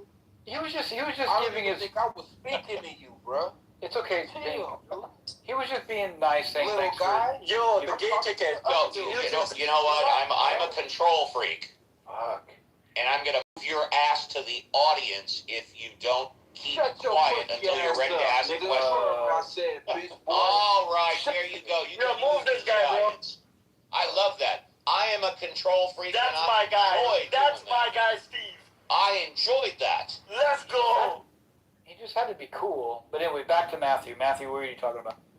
Well, you know, I'd like to. There's a lot of folks who come from the Abrahamic religions, whether they be Jewish, Christian, or Islamic, Muslim. They believe that, you know, the reason that people behave themselves is because they believe in God, and that without, you know, the guidance of the good Lord above, people wouldn't really act or have harmonious relations with each other. But if you just take a look at an example of Japan, and I lived there for a decade, and by no means is it at all perfect. It's hardly perfect whatsoever. However, Japan is a very, very, very orderly society, very low crime as well. And they are not religious whatsoever. In fact, Abdullah, there's a very famous, let me give you an example of this. So I used to work at, I won't go down the road, but anyway, so in Japan, people basically aren't religious, but they have very strong social order. So I left a wallet one day. I was going off to work, and my wallet had fallen in on the Yamanote line platform at Shinjuku Station, which is literally the world's most busy train platform. 3 million people line up on this platform every day. And I came and I, you know, it's one of those things where you kind of drop something and then you get on the train, and then I patted my pockets. I'm, oh crap, I know exactly like where I dropped it, because I kind of heard it, but I didn't think about it outside. And I wasn't worried about it, because I knew that when I came back at the end of the day, it was going to be exactly where I left it, on the train platform, or some Japanese person would pick it up and they'd bring it to the small police box. But what's your point? Dubai is literally the safest country in the world. So my point is that without the Japanese being religious, or having to answer to any kind of God, what they do is they watch each other's backs very well. So I came back at the end of the day. It was around 8 o'clock. Did you know that history? Did you know in Japan? Where they're not just fucking killing their own. Photos with your couch. Yeah. That was. Thank you. That was. Yeah, thank you. So they had. I mean, he's not wrong. Every nation has problems and dark history. But I came back, and my, not only was my wallet there in the exact same place, all the money was inside of it, everything was in there, my ID. And not only did the Japanese not steal it, but they literally walked around it, like they looked down at their feet. They walked around my wallet so as not to kick it into the train tracks. So it had to have been literally like 1,000 people looking down, seeing my wallet, not touching it, walking around it, not kicking it, for, you know, over the course of whatever it was, like 11 hours until I came back to the station. And this is common. You can look this up on stories about Japan everywhere, and it's absolutely true. Now again, it's not perfect, but it's extremely clean, extremely ordinary. You can leave, it's extremely high trust. You can leave your doors open, leave the bicycles anywhere. Again, there's things about the country that do drive me crazy, because it is so orderly, right? Because they are so nitpicky about everything. But they do, and they really consider each other. And from a very young age, you know, the Japanese kids, they don't have cleaners. They clean their own washrooms. They wash the toilets at school. They wash the walls. They wash their desks every day. They literally wash the floors every single day in their school. They take the dogs out. They walk each other home. In the city, Greater Tokyo metropolis is 44 million people. You will have like 4-year-old kids, 5, 6. 300 billion thing that they're going to have access to a $300 billion reconstruction fund. True or false? the sort of thing they could have access to, funded by the Gulf Coast Coalition, so long as they honor their end of the obligation. I think that one of the things you're going to see, Ed, and people have to be skeptical of this, is that the hardliners in the Iranian system will overemphasize the benefits that Iran gets while underemphasizing all the things that they have to concede and all the things they have to provide in order to get these benefits. So we absolutely are open to the Gulf Coast countries investing in the reconstruction of Iran, but only if Iran ends their nuclear program, ends their enriched stockpile of material, and is really open to an inspections and enforcement regime that gives the American people confidence they're never going to have a nuclear weapon. So I think the dance you're going to see, Ed, which is going to be interesting, is the Iranian media, especially the hardline media, they're going to talk a lot about what they get without talking about what they give. It's important for all of us to correct that record.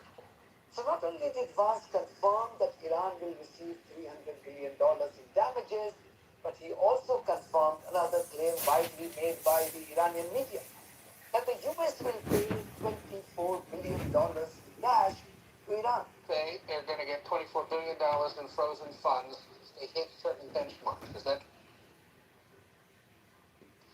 Well, again, Ed, we're open to a lot of things that are on the table, but that $24 billion just doesn't appear anywhere in any of the texts that we've talked about with the Iranians. What we have said is that we're willing to talk about unfreezing assets, but a much, much bigger deal is unsanctioning their economy so long as they make the long-term commitments on the nuclear program. So, again, one of the things these hardliner elements in their country are going to do is misrepresent the deal that they can sell it to certain elements of their domestic audience. But I think the text is very clear. There's nothing about $24 billion. What there is clarity about, though, Ed, is that Iran gives up their nuclear program for the long haul. They allow a real inspections regime. And then, of course, we want them to have a lot of benefits. The president has said we want them to be a successful country. Right. We want to turn over a new leaf with Iran. That requires them to meet us in the middle. Just confirm the body language and tone of how Vance and his... Yeah, I agree with this gentleman here. So they're going to get $24 billion in cash and $300 billion in reparations. Child. Plus, they get to charge a small service fee to all the tankers that are sitting out there currently waiting, and the hundreds that go through a day. And there is nothing, from what I've heard, until we actually see the deal, whether we'll see it or not. Now I'm starting to doubt if we'll ever see it, point by point. They didn't say anything about their nuclear program. And then I got other clips here because Israel is trying to put a stop to all this as of 2 hours ago. Anybody got any comments or questions? It's conditional. That's the main point that you guys keep skating over. It's conditional. Got like 20 people on stage. Is this a psyop? I have a question. Yeah. He did say something about the deal, Lisa. He said as long as they do the inspections and they get rid of the nuclear program. So that is what they got to get rid of to get the sanction lifted and the cash. Now, how is this going to be verified? The same way they did before, AEIA. Trust. Okay. Well, verified. Okay, well, I'm sorry, Mike. No, you're fine. So what's going to happen as far as because they want to beef up inspections. So what's going to happen is Israel going to be under inspection now? It was a rhetorical question. I just figured that out. Israel didn't threaten to fucking blow up the United States of America. No. So that has nothing to do with it. I don't think Israel didn't sign a nuclear proliferation agreement. There's only certain countries that have.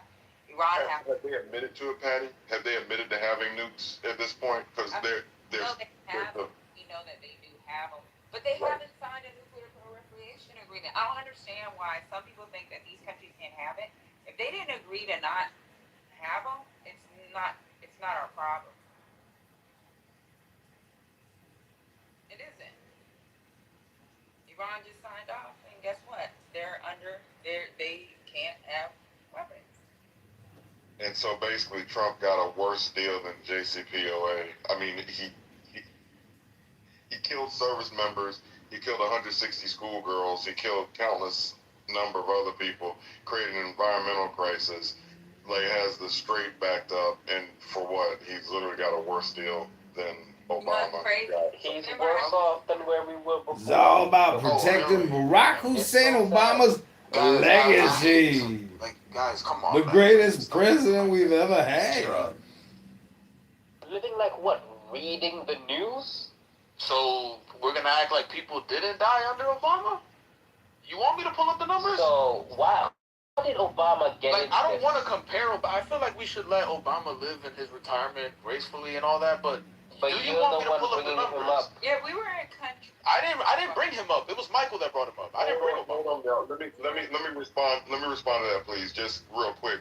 So me know why your president Donald Trump brought it up when he ripped up the JCPOA, and also when he talked about Obama and his Nobel Peace Prize and anything else he said about Obama. They even talked about Michelle Obama being a man at the UFC event last night. They can't keep Obama nor. That has nothing to do with Trump. That's a stupid MMA fight. So, no, hold on, me know why. I'm just saying that to say that we wouldn't be here with Iran if he just would have. Donald Trump ripped up a deal that was done. So I'm saying he bought it in. He bought Obama up. Like, I'm just talking about what's going on right now. Your president bought him up. But guess what? Your president also, because you live in the United States, right? Your president also made a deal that is working, and it's conditional. They don't just get the money. Why do you guys ignore things that are told to you? Like, it's like you guys, your brain just selects things and just deletes it. Like, it's conditional. Like, come on. Like, what the hell? What does that mean?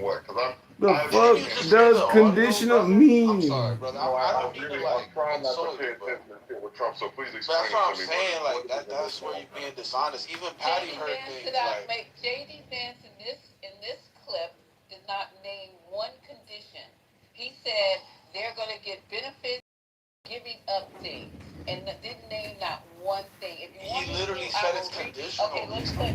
Okay, but conditional on what, sir? Let's play it one more time in case you didn't hear it. Patty, could you please explain? So I don't want them to think that Oh, I'm being. Patty explained. Okay, Because hold on. literally, she said, literally, look, Patty was saying Okay. it. The nuclear program. The text that we've Nuclear talked about program. Iranian. Well, That's the number one thing that we don't want them to have because of their ideology. But a much bigger deal is unsanctioning their economy so long as they make the long-term commitments on the nuclear program. So, again, one of the things these hardliner elements in their country are going to do is misrepresent the deal so that they can sell it to certain elements of their domestic audience. But I think, again, the text is very clear. There's nothing about $24 billion. What there is clarity about, though, Ed, is that Iran gives up their nuclear program for the long haul. They allow a real inspections regime. And then, of course, we want them to have a lot of benefits. The president has said we want them to be a successful country. Right. We want to turn over a new leaf with Iran, but that requires them to meet us in the middle. Can we just confirm the body language and tone of how Vance and his delusional fool boss spoke before and immediately after they launched an illegal war on Iran? This is what Iran has earned because of its decision to stand up to a rogue bully and his terrorist Israeli master. It seems Trump has no option but to even throw that baby killer in chief under the bus now. But let me ask you this before you go. Is Israel on board with this? It doesn't appear so at this time. What are you hearing? What are you thinking?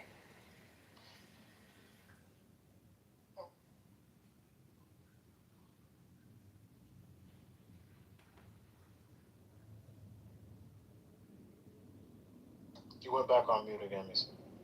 I know. I have to wait for the commercial.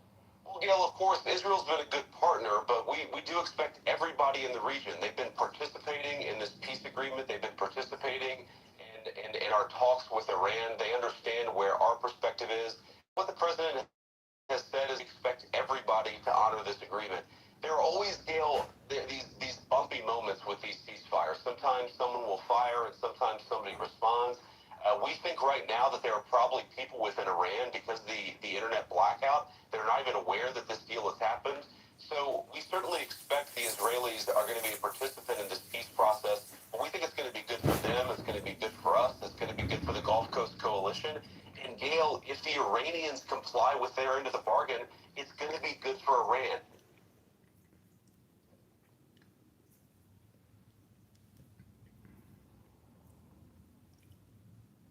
Can I just point out once again how ridiculous we are where...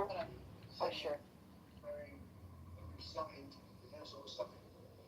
And the string is already partially open, as you know, they're hunting for a couple of mines. They will, but essentially ships are starting to go out now on Friday and be completely open. We got along very well with Iran. It's a different set of leaders. As you know, the first set is gone, the second set is gone. And we found the third set to be very smart, strong, very smart, but we ended up making a deal. I felt badly that we had to go back on the attack for 2 minutes, and I felt fair, but we made it before that happened. But I think a lot of great things are going to happen in the Middle East right now. Very importantly, the oil is plummeting down, and the stock market is like a rocket today, like record kind of numbers. And the oil is taking its biggest plunge, and we're into the low numbers, not quite back yet, Kevin, to the extent where we're getting close to the numbers we were before it all started. And the main thing is that Iran will not have a nuclear weapon. They fully agreed to that. Strong policing powers, and they won't have a nuclear weapon, which is what it was all about. They probably would have used it if they had it. So we had 2 big moments when they terminated the JCPOA, that was the Obama deal, the Barack Hussein Obama deal. And when they terminated that, it was very important because it was a road to a nuclear weapon. It was a horrible deal for the United States. It was a deal where billions of dollars was given to Iran. It was a deal where 1.7 billion in cash was put on a book. Okay, so there you go. $1.7 billion in cash, but they're getting $300 billion today, as well as $24 billion. What a deal! What a deal! And they had agreed in the JCPOA. I can't state this enough. In the JCPOA, it said, Iran shall not seek to get a nuclear weapon. And actually, that was not happening before Trump tore it up, okay? They were pretty much complying. There were inspectors already in there. So when Trump, I find, doesn't anyone else find this just bizarre? Hey, we got a great deal. They've agreed not to do nuclear weapons. That was agreed to before. And we're going to have inspectors going in. We already had inspectors before. Y'all not, you guys are not tracking. And that was, excuse me. Yeah. Mike. Yeah. Go ahead, Tira. Yeah, no, I mean, all of these things, and the 3 to 4 moves, it was open before. Iran was not charging tolls or getting service fees. It was free. It was free. Why I did not understand. Why? I can't be animated? Is that, now you're tone policing me? Oh, yes. That's interesting. Thanks a lot, but I don't need that. Listen, I just find it just bizarre. He's acting as if we live in an alternate reality where no one knew that the JCPOA actually was a pretty good deal. And that 1.7 billion is going to look like peanuts compared to the amount of money that Trump is going to wind up giving Iraq. The JCPOA okay, so was ignoring something very important that you didn't know. On the stage, but B.Y., Big M, T.I., Ed, Marlene, Petty, Deborah, Omari, Michael. This is not going to be a podcast.